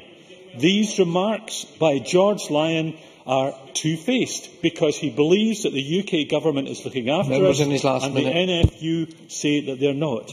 And my feeling about the whole of this debate is that if there's an English agenda which is dominating what Owen Paterson is saying, and Owen Paterson hasn't even bothered to come here to discuss with Scottish farmers what their situation is, that we're presented once again with a situation where, as somebody said many years ago of the politics, that the Tories we know to be the enemies of all change and reform, and the Liberals are known to be loud protesters out of office and poor performers when in office.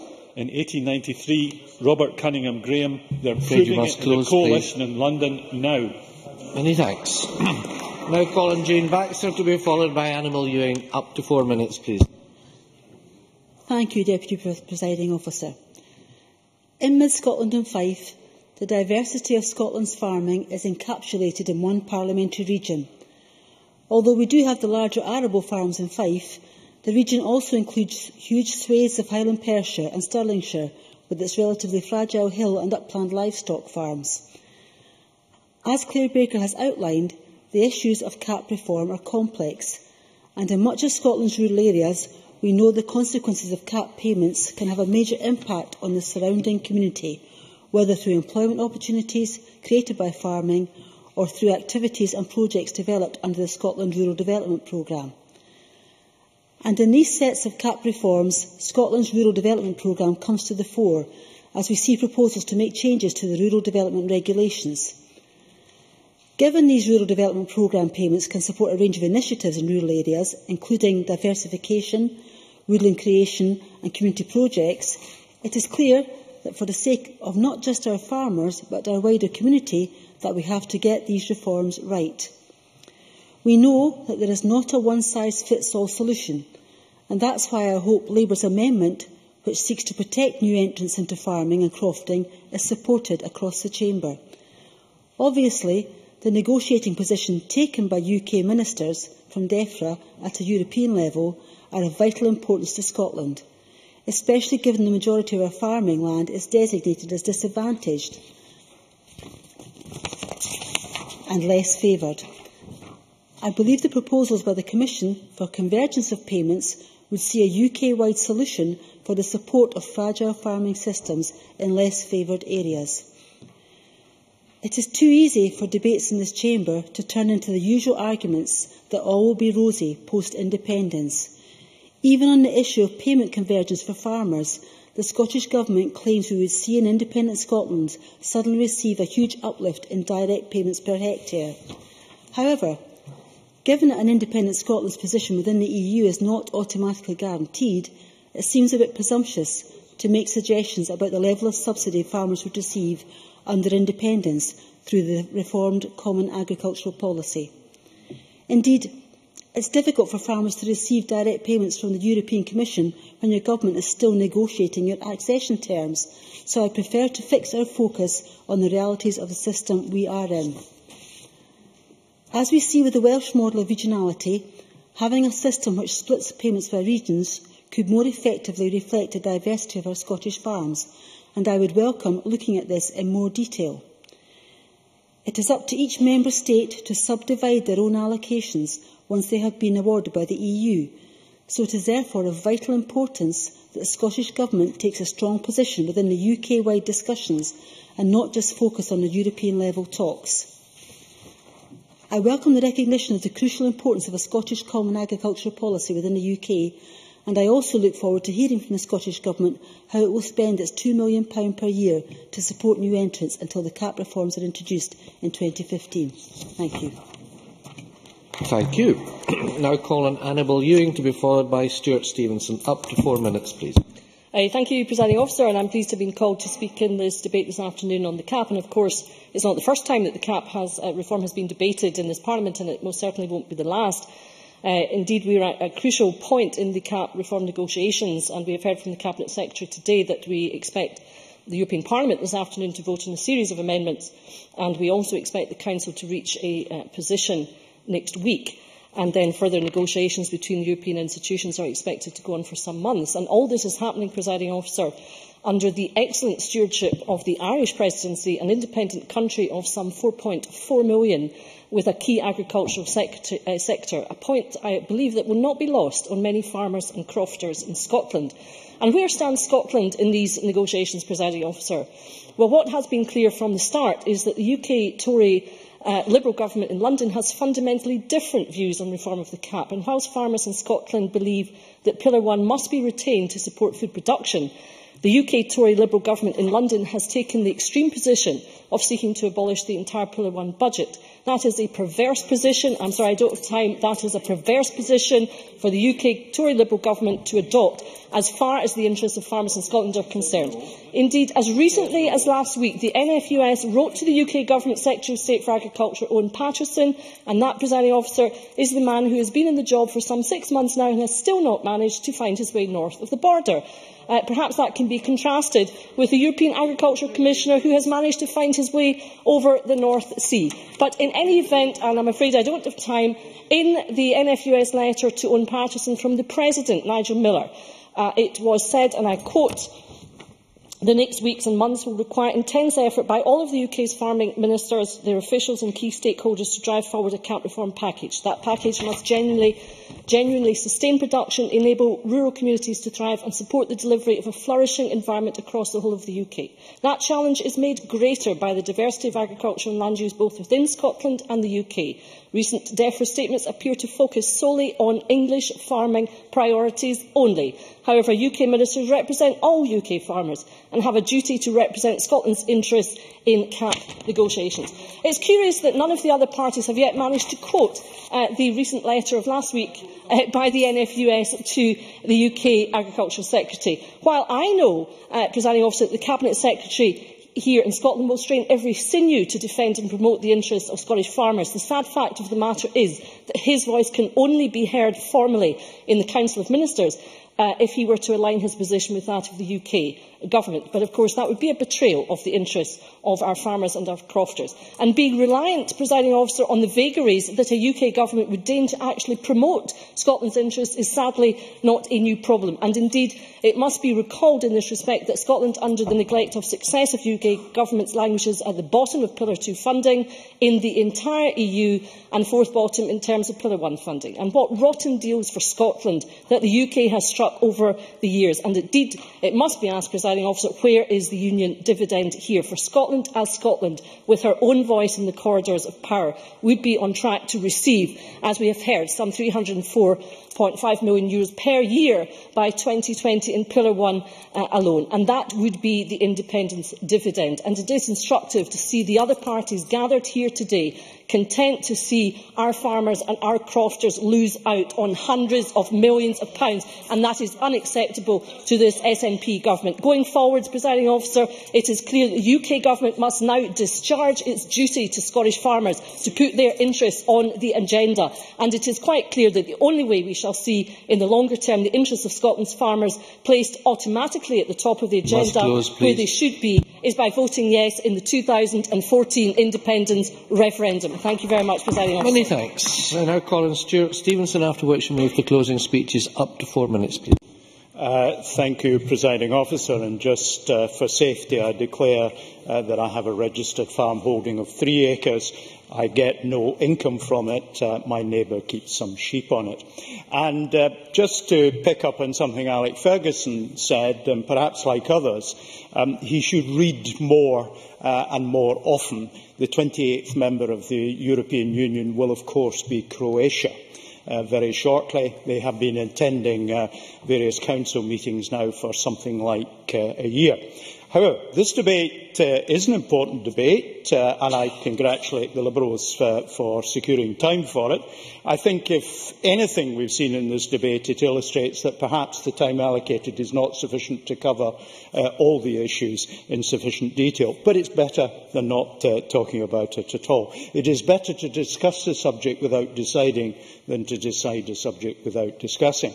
Our focus is about appropriate support for farmers and for the communities of which they are part. It has been a rather unhelpful part of the debate in Europe, to which the UK in particular, but not alone, has contributed, looking at the cost of supporting farming communities across the EU. The reality is, of course, and I know members across the Chamber will agree, that there are very significant benefits that derive from supporting our farmers as well, and the communities in which they are embedded. The Scottish Government has undertaken significant consultation and has a programme of significant engagement. The key thing is that, of course, we are very different. That is simply a matter of geography, not a matter of politics. And that does mean, therefore, that we need different solutions. We need a different approach. One thing that I do want to talk about that emerged from the consultation is broad support for the principle of greening. But, of course, the principle of greening is one thing. Farmers are, after all, by their very nature, engaged in green issues, understand them, depend on the quality of the environment in which they operate. And it was, when I was the Environment Minister, a delight to visit a climate change demonstrator farm to see some of the real hands-on action that was taking place.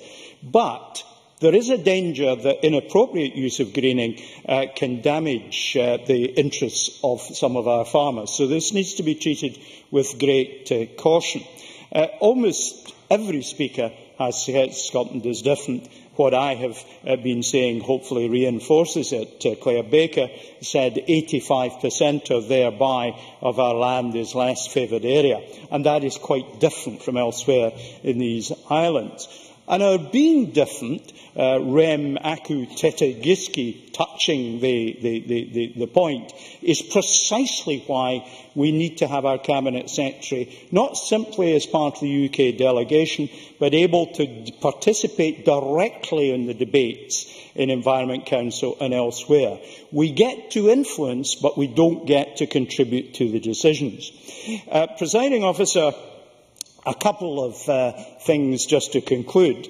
The difficult issue of capping payments seems to have some support in the consultation, and with a mix of large, very large, and small, very small farming businesses in the North East, that's a subject I'll watch with great interest indeed.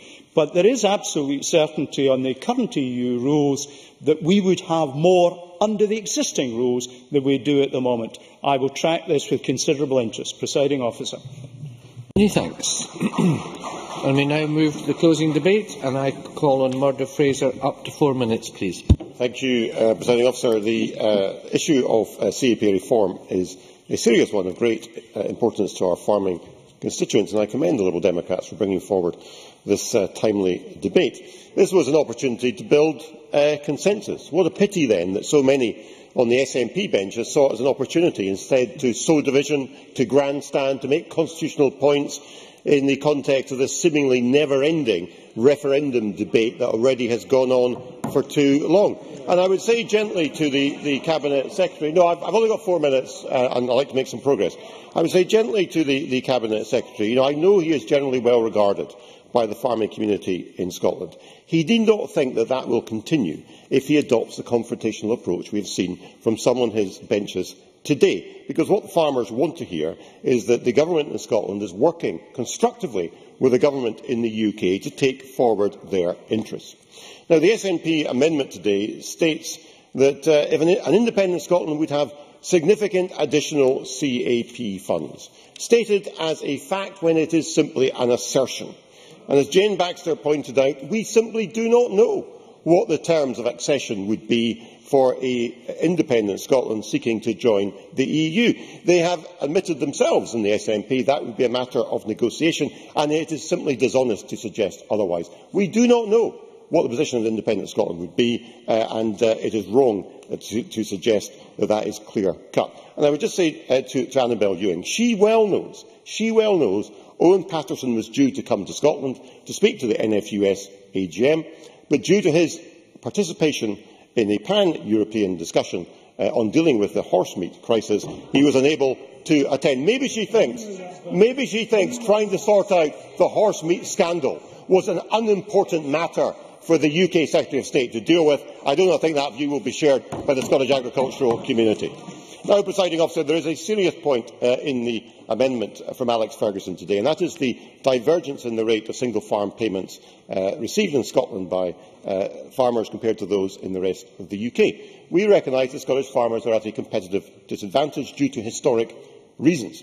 And the way forward is for the UK and Scottish Government to work together to ensure this gap is bridged. And rather than simply trying to score points and blame the UK Government for the difference in payments, we would like to see them engaging constructively with Westminster in order to try and secure equal benefits for Scottish farmers, and they will have our support if that is the approach they adopt. In Perth and Kinross, the average single farm payment stands at €115 per hectare compared to the European average of €196. A pattern repeated across Scotland. That's why we are calling for a more equal distribution of subsidy across the UK. Presiding Officer, there are a number of other key areas in the proposed reform that will cause concern. I agree with Stuart Stevenson that greening is one such aspect. Scottish farmers are very supportive of commitments to make farming more environmentally friendly, but this needs to be done in a correct fashion. And we must resist moves to take productive land out of active use, given its scarcity and its value. In an era of food shortages, fertile land must be put to the best possible use, and that means producing food for Europe. Can I ask you to bring your remarks to a close, Mr Fraser? I will, Presiding Officer. Scottish farm incomes are in decline. They declined by £111 million last year, and we need to be careful in these difficult times not to make the position more difficult. Presiding Officer, there should be a great deal of consensus in this debate. We should be united in fighting for Scottish farming interests. What a pity that the SNP in this debate would rather divide us in their own narrow partisan interest. Thank you, Mr Fraser. I now call on Claudia Beamish. Ms Beamish, you've got a very tight 4 minutes. Thank you, Presiding Officer. This is indeed a timely debate with the EU Parliament finalising the new CAP today and the Agriculture Committee meeting next Monday. And the hope is that the whole of the UK will work together for the best for all parts of it. Claire Baker highlighted environmental issues, greater transparency and a focus on the public good. Stuart Stevenson importantly raised the greening issue in relation to Scotland, and it was helpful to hear some of the Cabinet Secretary's remarks on developments on this, which we must keep pushing forward on.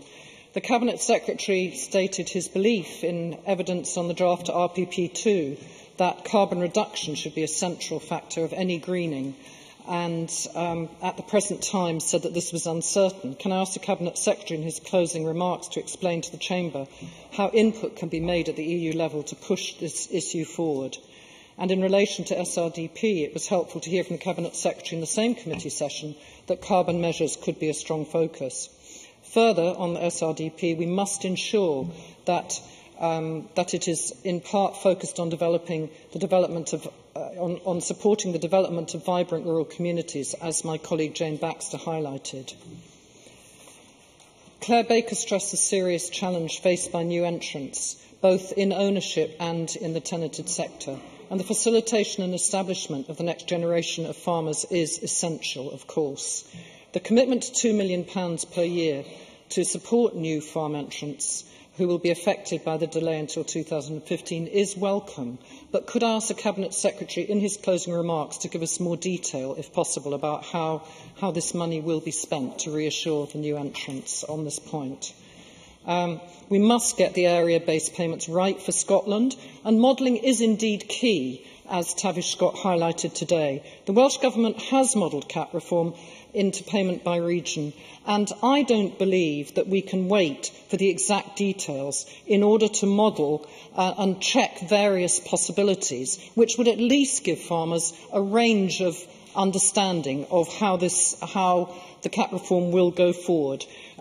Exact scenarios could be tested, and then we would see where we got in the end. In terms of coupled payments, the Cabinet Secretary has recognised importance, and some level of direct support for the beef systems is essential. As well as this, in relation to areas of natural constraint, it is significant and important that in Pillar 1 there is an option to give more support to these areas to supplement the area-based payments, which may well be necessary.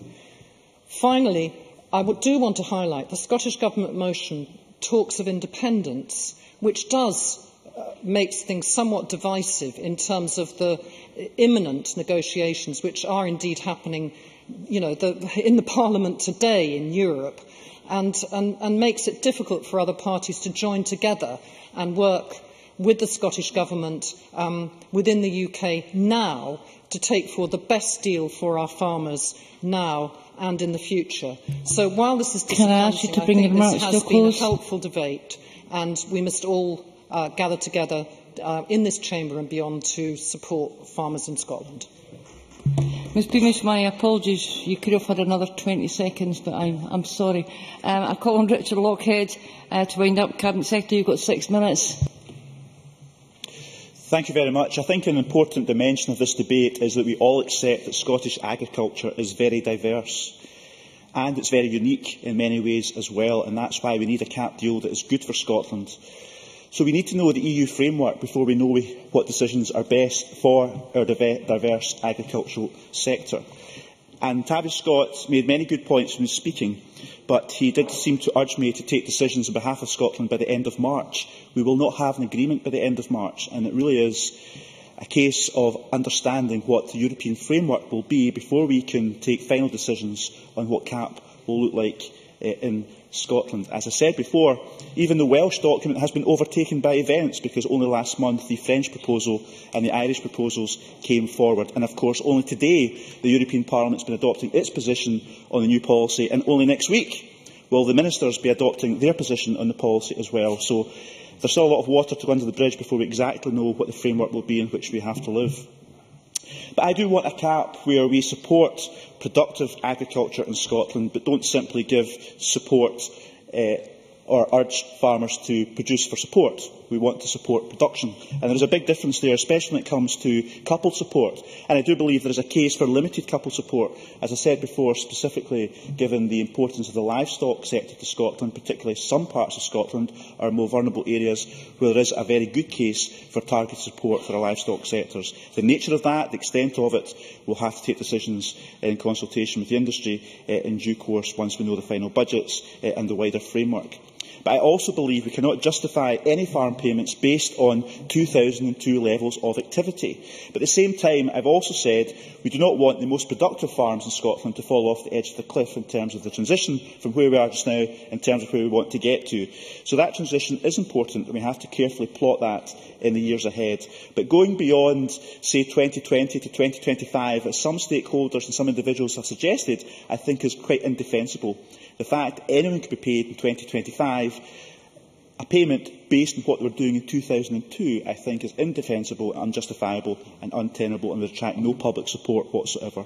So there's only a certain length I think we should all be prepared to go in terms of that debate. I've also said we need support for new entrants from day one of the new policy, and once we get that assurance, that will also help us take decisions on the transition for other farmers. But whether someone's been active for 50 years or 5 months, their support should be as much as possible based on their level of activity and how productive they are.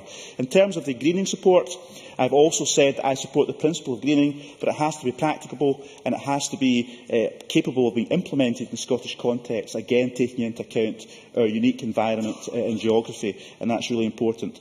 So I think we all agree we want a common agricultural policy that's flexible, has a regional approach in terms of both its implementation and its transition as well. But it is going to be incredibly complex, and we should not fail to understand that. It's going to be difficult to implement, unfortunately. We were all calling for a simplified CAP. All Member States were calling for that. The Commission promised it. We're no further forward in terms of delivering a simplified CAP. So this is going to be very challenging to implement in Scotland, but we have to get it right for the sake of food production and our environment. I also want to say that in terms of the budgets, this is incredibly important. We went into this budget negotiation with the fourth lowest level of direct payments in the whole of Europe. There is now a formula for all Member States. But Scotland is not a Member State. We're part of the UK. For that reason, we are not going to receive the uplift that other Member States will receive. We have an average payment of £130 per hectare, and we do not have the ability of gaining from that formula to get to 196 hectares by 2020 because we're not an independent country. So it's a fact, because it's a formula, that if we were an independent country as we speak, we would get to the position where we're delivering an extra €300 million to Scottish rural communities by 2020. Because of the part we're part of the UK, we're not getting that uplift. That is a fact. That is a fixed formula. Can I just say, in fact, if you look at the European information, it says the compromise text retains a provision whereby all Member States should attain at least a level of €196 per hectare in current prices by 2020. This briefing note says, and this is from the European advisers, this is targeted at Estonia, Lithuania and Latvia, the bottom three of the EU27 in terms of direct payments per hectare, which should lift them up to reach the same level of payments of other countries. We do not have anyone negotiating on our behalf, so we are losing out because we're part of the UK, and it really is as simple as that. Can I just say, in that regard, it's no wonder the NFU President said last week that recent DEFRA statements appear to focus solely on English farming priorities. And no wonder National Sheep Association President John Cameron criticised DEFRA ministers for not recognising the case for coupled payments given the challenges the Scottish livestock sector faces. And in fact, in the same briefing note from Europe, 16 of the 27 countries got an uplift of the rural development funding. That's funding for village halls, it's funding for environmental schemes. Again, no one was there negotiating for Scotland because we're part of the UK, which does not attach any priority to rural Scotland. Austria, €700 million uplift. France, €1 billion uplift. And so the list goes on. So it may be a case of better together over this side of the chamber. But as far as Scotland's crofters or farmers, the rural community is concerned, it's a case of better off in an independent Scotland.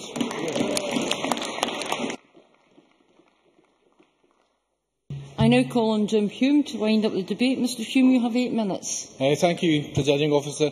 I think this debate has highlighted the importance of agriculture, not just to our rural economy, but also to Scotland's economy. I think that's important to note. Jean Baxter noted that well. Around £3.5 billion is the total income from farming for Scotland. That's increased by over £1 billion in the last 10 years. Unfortunately, costs have increased by a similar amount in the same time. But it's important to note that those costs are exactly what circulates money from agriculture into the wider economy, such as fuel, feed costs, bank interest charges, repairs, etc. I think we should thank Stuart Stevenson for raising the quality of his party's debate and noting that agriculture is the mainstay of rural economy. And agriculture has, of course, led to food security in our country. And gone are the days of rationing that some of us may still remember. It has also led to a buoyant food export business. Whisky, our biggest export, has its base product of malting barley grown on our arable farms. Sheep exports from our grass hills are a favourite in Spain, Italy and other parts of South Europe. And of course our Scotch beef, with its protective geographic status, delivers a premium for those who produce it. Not only that, but changes in the past cap and the fact that our rural land has been well managed gives Scotland, in this year of natural Scotland, a countryside to be proud of. We wouldn't have heather without careful management. It would soon turn to an impenetrable scrub. We wouldn't have our hedgerows, copses and stone-walled dykes. As SNH site for our Year of Natural Scotland notes, our great outdoors and stunning landscapes. I know they're man-made and can only be secured for the future if there's economic activity on the ground to maintain them. That paints a rosy picture, but of that £3.5 billion, around £600 million of that comes through support mechanisms from the EU in the form of CAP. That support is rooted in the EU, was installed to ensure food security. On that point, yeah. Cabinet Secretary. From Europe for Scottish rural communities. Does the member accept that if we were an independent country, as far as the current deal is concerned, it's just been signed as part of the budget negotiations, we would get a dramatic uplift in CAP funding for Scotland? Yes or no? I'll come directly to your points on that directly in a second. It's unfortunately without doubt that our food and drink industry and rural economy depends on CAP, and that's not unique in the world. Stuart Stevenson and Claire Baker mentioned about the costs of CAP. I think it's worthwhile noting at this stage we're not alone in Europe with funding agriculture and food. USA has its form of farm subsidies for a farm income stabilisation, around $20 billion per year. There's not the focus that we have on the environment there, but that's more on guaranteeing an income. Japan also pays subsidies out, some $46 billion back in 2009. New Zealand's often thrown up as an example of a country which survives without farm subsidy. But that's not the whole story. In New Zealand, the livestock farms are extensively farmed, and I doubt would go down well with those who have an interest in animal welfare here. Also, when they reformed their support in the 80s, the government also wrote off all farmers' debts and also continued to put significant funds into research and marketing. They still have funding as well. They have a primary growth partnership worth $70 million New Zealand dollars for farm research. The Sustainable Farming Fund can give an individual businesses up to $1 million New Zealand dollars for socio-economic environmental projects. They have a community irrigation fund, a sustainable land management hill country erosion programme, and some $190 New Zealand dollars was paid out to farmers near the Bay of Plenty after flooding for their loss of income. Their Minister of Social Development provides rural assistance payments after adverse events to help farming families meet essential living expenses. And the New Zealand Government also provides $11,000 New Zealand dollars per year to vets to work in practices that have agricultural animals as part of their customer base. And of course, they put a large amount of funding into marketing their products across the world. It's therefore Order, there's too much chat and I can hardly hear the members speak. It's therefore incorrect that New Zealand doesn't aid farming in the knowledge that it helps their economy, food security and environment. Most of the developed world does. Presiding Officer, our rural economy is at a turning point with CAP reform. It's an essential part of our rural economy. Our existing CAP is based on historic payments from 2002. That was what the farming industry requested of our then Lib Dem Minister Ross Finney, and that is exactly what he delivered. It prevented gross redistribution in this country, allowed farming businesses to adjust to not having headage or acreage payments. It was exactly what the NFUS wanted after consulting their 11,000-odd farming businesses, and exactly what the Lib Dem Minister delivered. I find it distasteful that much has been attempted to be made by SNP colleagues today of how they get less per hectare than other areas in the EU. That's because what's paid now is directly related to what was produced a decade. That is exactly directly related to what was produced a decade ago. Scotland has the majority of land in hills and highlands, and of course would attract less historical payment than vineyards in France, olive groves in Italy, or tracts of arable lands down in the fens. So it's been a ridiculous and misleading statement for them to even suggest that. More worrying is if Scotland did become an independent country would we be part of the EU?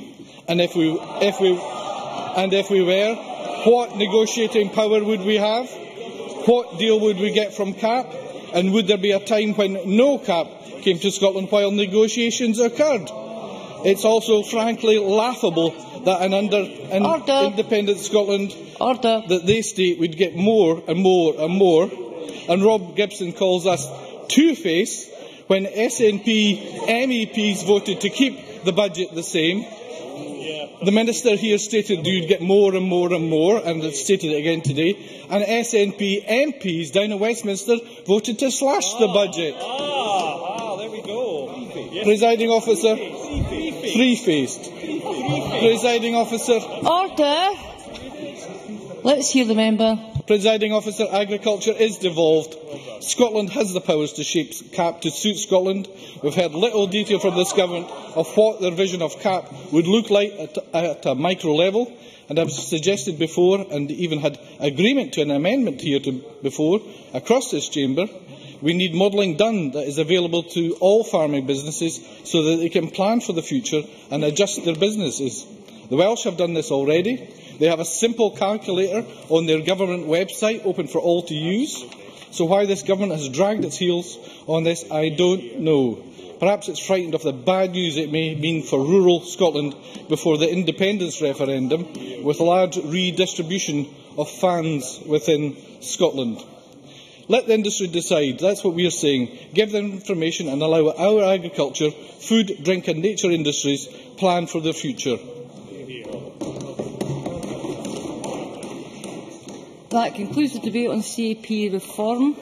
The next item of business is consideration of business motion Order 5913 in the name of Joe Fitzpatrick on behalf of the Parliamentary Bureau setting out a business programme. I would ask any member who wishes to speak against the motion to press the request to speak button now. And I call on Joe Fitzpatrick to move motion number 5913. Formally moved. Paul Martin has asked to speak against the motion. I now call Paul Martin. Mr Martin, you have up to 5 minutes. Thank you, Presiding Officer. Presiding Officer, I rise on behalf of the Scottish Labour Party to oppose the business motion in the name of Joe Fitzpatrick. Presiding Officer, the motion refers to the Scottish Government debate next week and next Tuesday, in particular 10 years on from the invasion of Iraq, and on the Wednesday, the debate on Trident. Presiding Officer, the proposed programme is designed to stifle debate on the real issues that face families throughout Scotland and indeed turn this Parliament into a university debating society. Why are we... Presiding Officer, I pose the question, why are we not debating the many unanswered questions about hidden waiting lists throughout Scotland, or a debate indeed on why A&E waiting times haven't been met for over 3 years. Presiding Officer, there remains many unanswered questions that this government could bring forward to this chamber, including on why college students haven't seen why the number of students have reduced since 2008 by a sum of over 120,000, or, Presiding Officer, or indeed why this government cannot bring forward legislation to this Parliament, something they don't seem to be very keen on, Presiding Officer. The Scottish Government wanted to avoid debating the real issues that face families throughout Scotland. The elected position that we hold as MSPs affords us the opportunity to debate, legislate and take forward issues on behalf of our constituents. It is our responsibility to this Parliament to take these issues seriously and not allow this Parliament to be used as a talking shop by this majority government.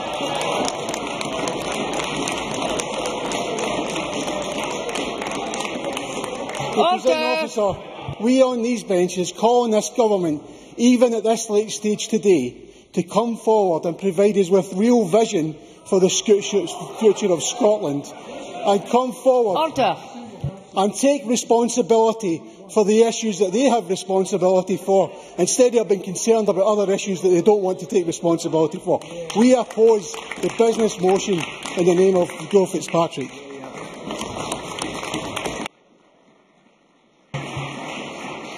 I now call on Joe Fitzpatrick to respond. Minister, you have up to 5 minutes. Presiding Officer, I am disappointed that the Labour Party are opposing business next week. Disappointed but not surprised. Paul Martin talked about unanswered questions. I think the big unanswered question is why Tony Blair misled the people of this country in order to send our soldiers to an illegal war in Iraq. Presiding Officer, it is exactly 10 years to the day since the Scottish Parliament debated the Iraq War, and next week marks 10 years since the invasion began. This is an opportune time to look back and learn from the appalling mistakes and distortions that led the UK into an illegal conflict that came at a very high cost, a cost that many veterans are still paying to this day. This government takes the view that as long as our brave young men and women are sent to conflicts around the world, this chamber should have the opportunity to discuss... We will not have catcalling across the chamber. Minister, one moment.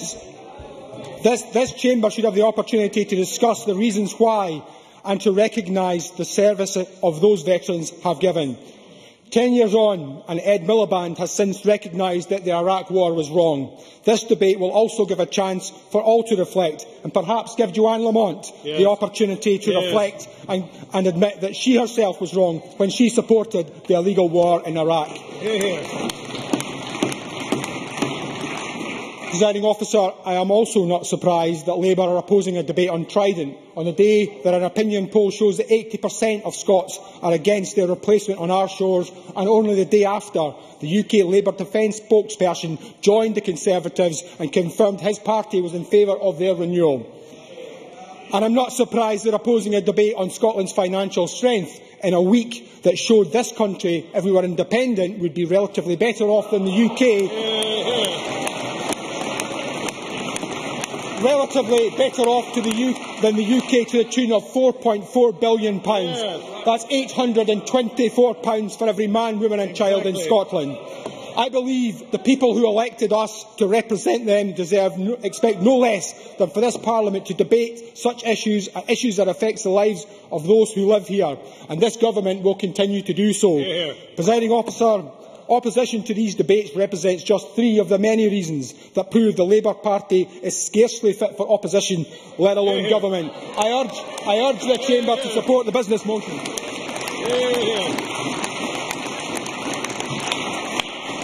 You have a point of order from John Finney. Thank you, Presiding Officer. I understand that under Rule 811 of the Parliament Standing Orders there can only be one speaker against a business motion.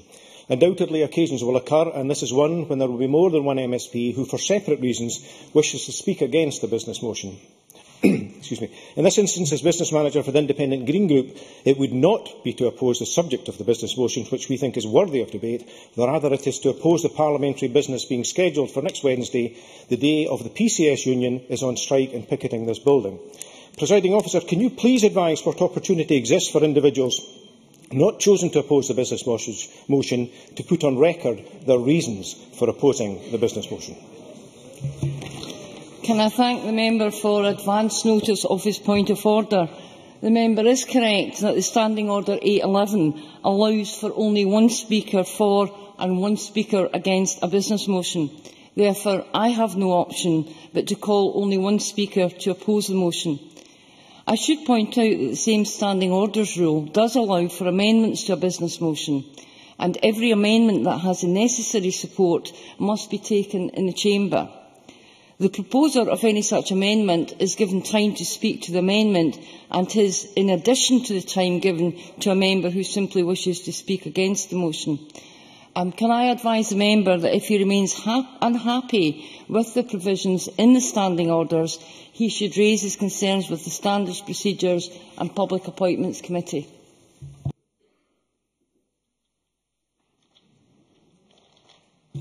I now put the vote on the business motion. The question is that motion number 5913, in the name of Joe Fitzpatrick, be agreed to. Are we all agreed? Yes. The Parliament is not agreed. We move to a vote. Members should cast their votes now.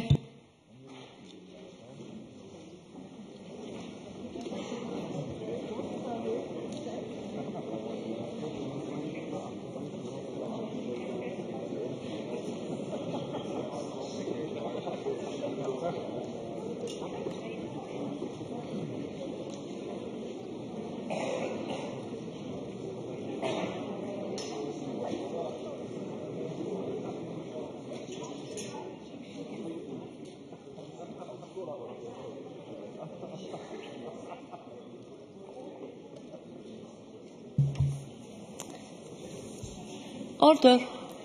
The result of the vote on motion number 5913 in the name of Joe Fitzpatrick is as follows.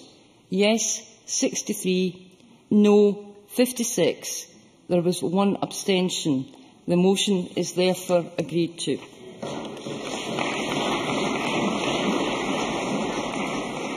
The next item of business is consideration of 6 parliamentary bureau motions. I would ask Joe Fitzpatrick to move motion number 5914. Formally moved. 5915. Moved. Motion number 5916. Moved. Motion number 5917. Moved. Motion number 5918. Moved. If members agree, I would like to take all of these motions en bloc. Motion number 5920 on the establishment of a subcommittee. The question on these motions will be put at decision time. There are 10 questions to be put as a result of today's business. I would wish to remind members that in relation to the debate on police centralisation, if the amendment in the name of Kenny McCaskill is agreed, the amendments in the names of Lewis MacDonald and Margaret Mitchell fall. The first question is amendment number 5899.3 in the name of Kenny McCaskill, which seeks to amend motion number 5899 in the name of Alice McInnes on police centralisation be agreed to. Are we all agreed? Yes. The Parliament is not agreed. We move to a vote. Members should cast their votes now.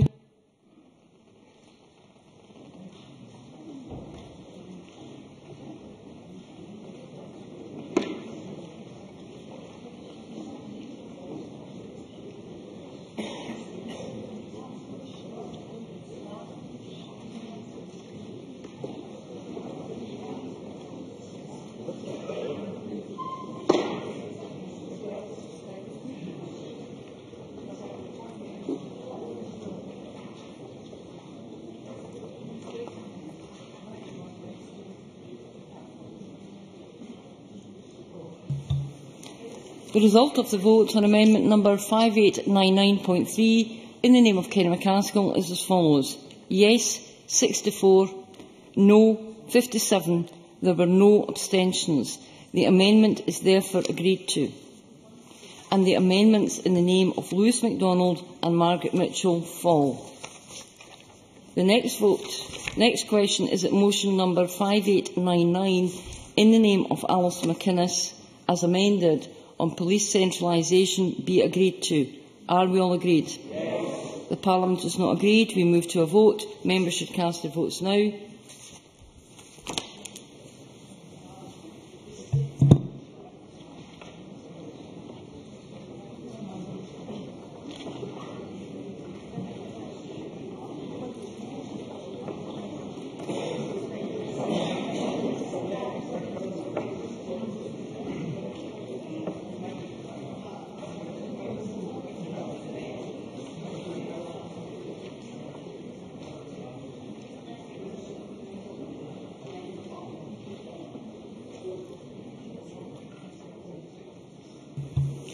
The result of the vote on motion number 5899 in the name of Alison McInnes as amended is as follows.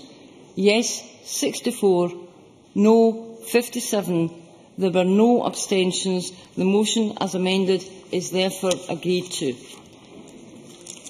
The next question, can I remind members that in relation to the debate on CAP reform, if the amendment in the name of Richard Lochhead is agreed, the amendments in the name of Claire Baker and Alex Ferguson fall. The next question is that amendment number 5898.3 in the name of Richard Lochhead, which seeks to amend motion number 5898 in the name of Tavish Scotland CAP reform, be agreed to. Are we all agreed? Yes. The Parliament is not agreed, therefore we move to a vote. Members should cast their votes now.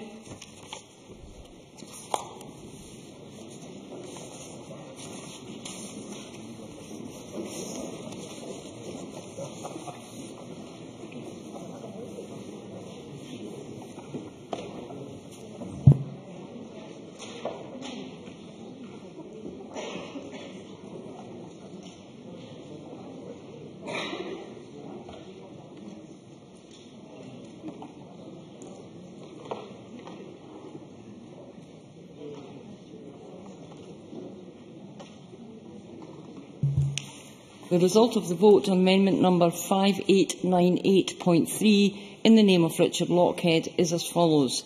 Yes, 66. No, 55.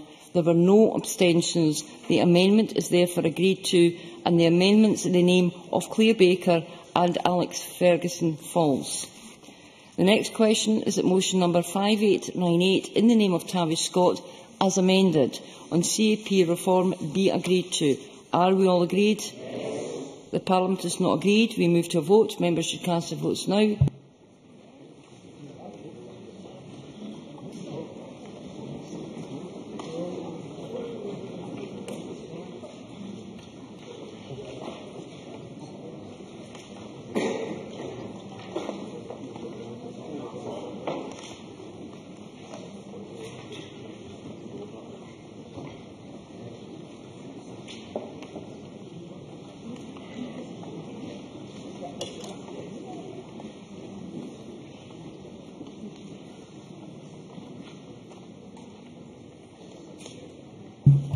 The result of the vote on motion number 5898 in the name of Tavish Scott as amended is as follows. Yes, 66. No, 55. There were no abstentions. The motion as amended is therefore agreed to. I propose to ask a single question on motions number 5914 to 5918 on approval of SSIs. If any member objects to a single question being put, please say so now.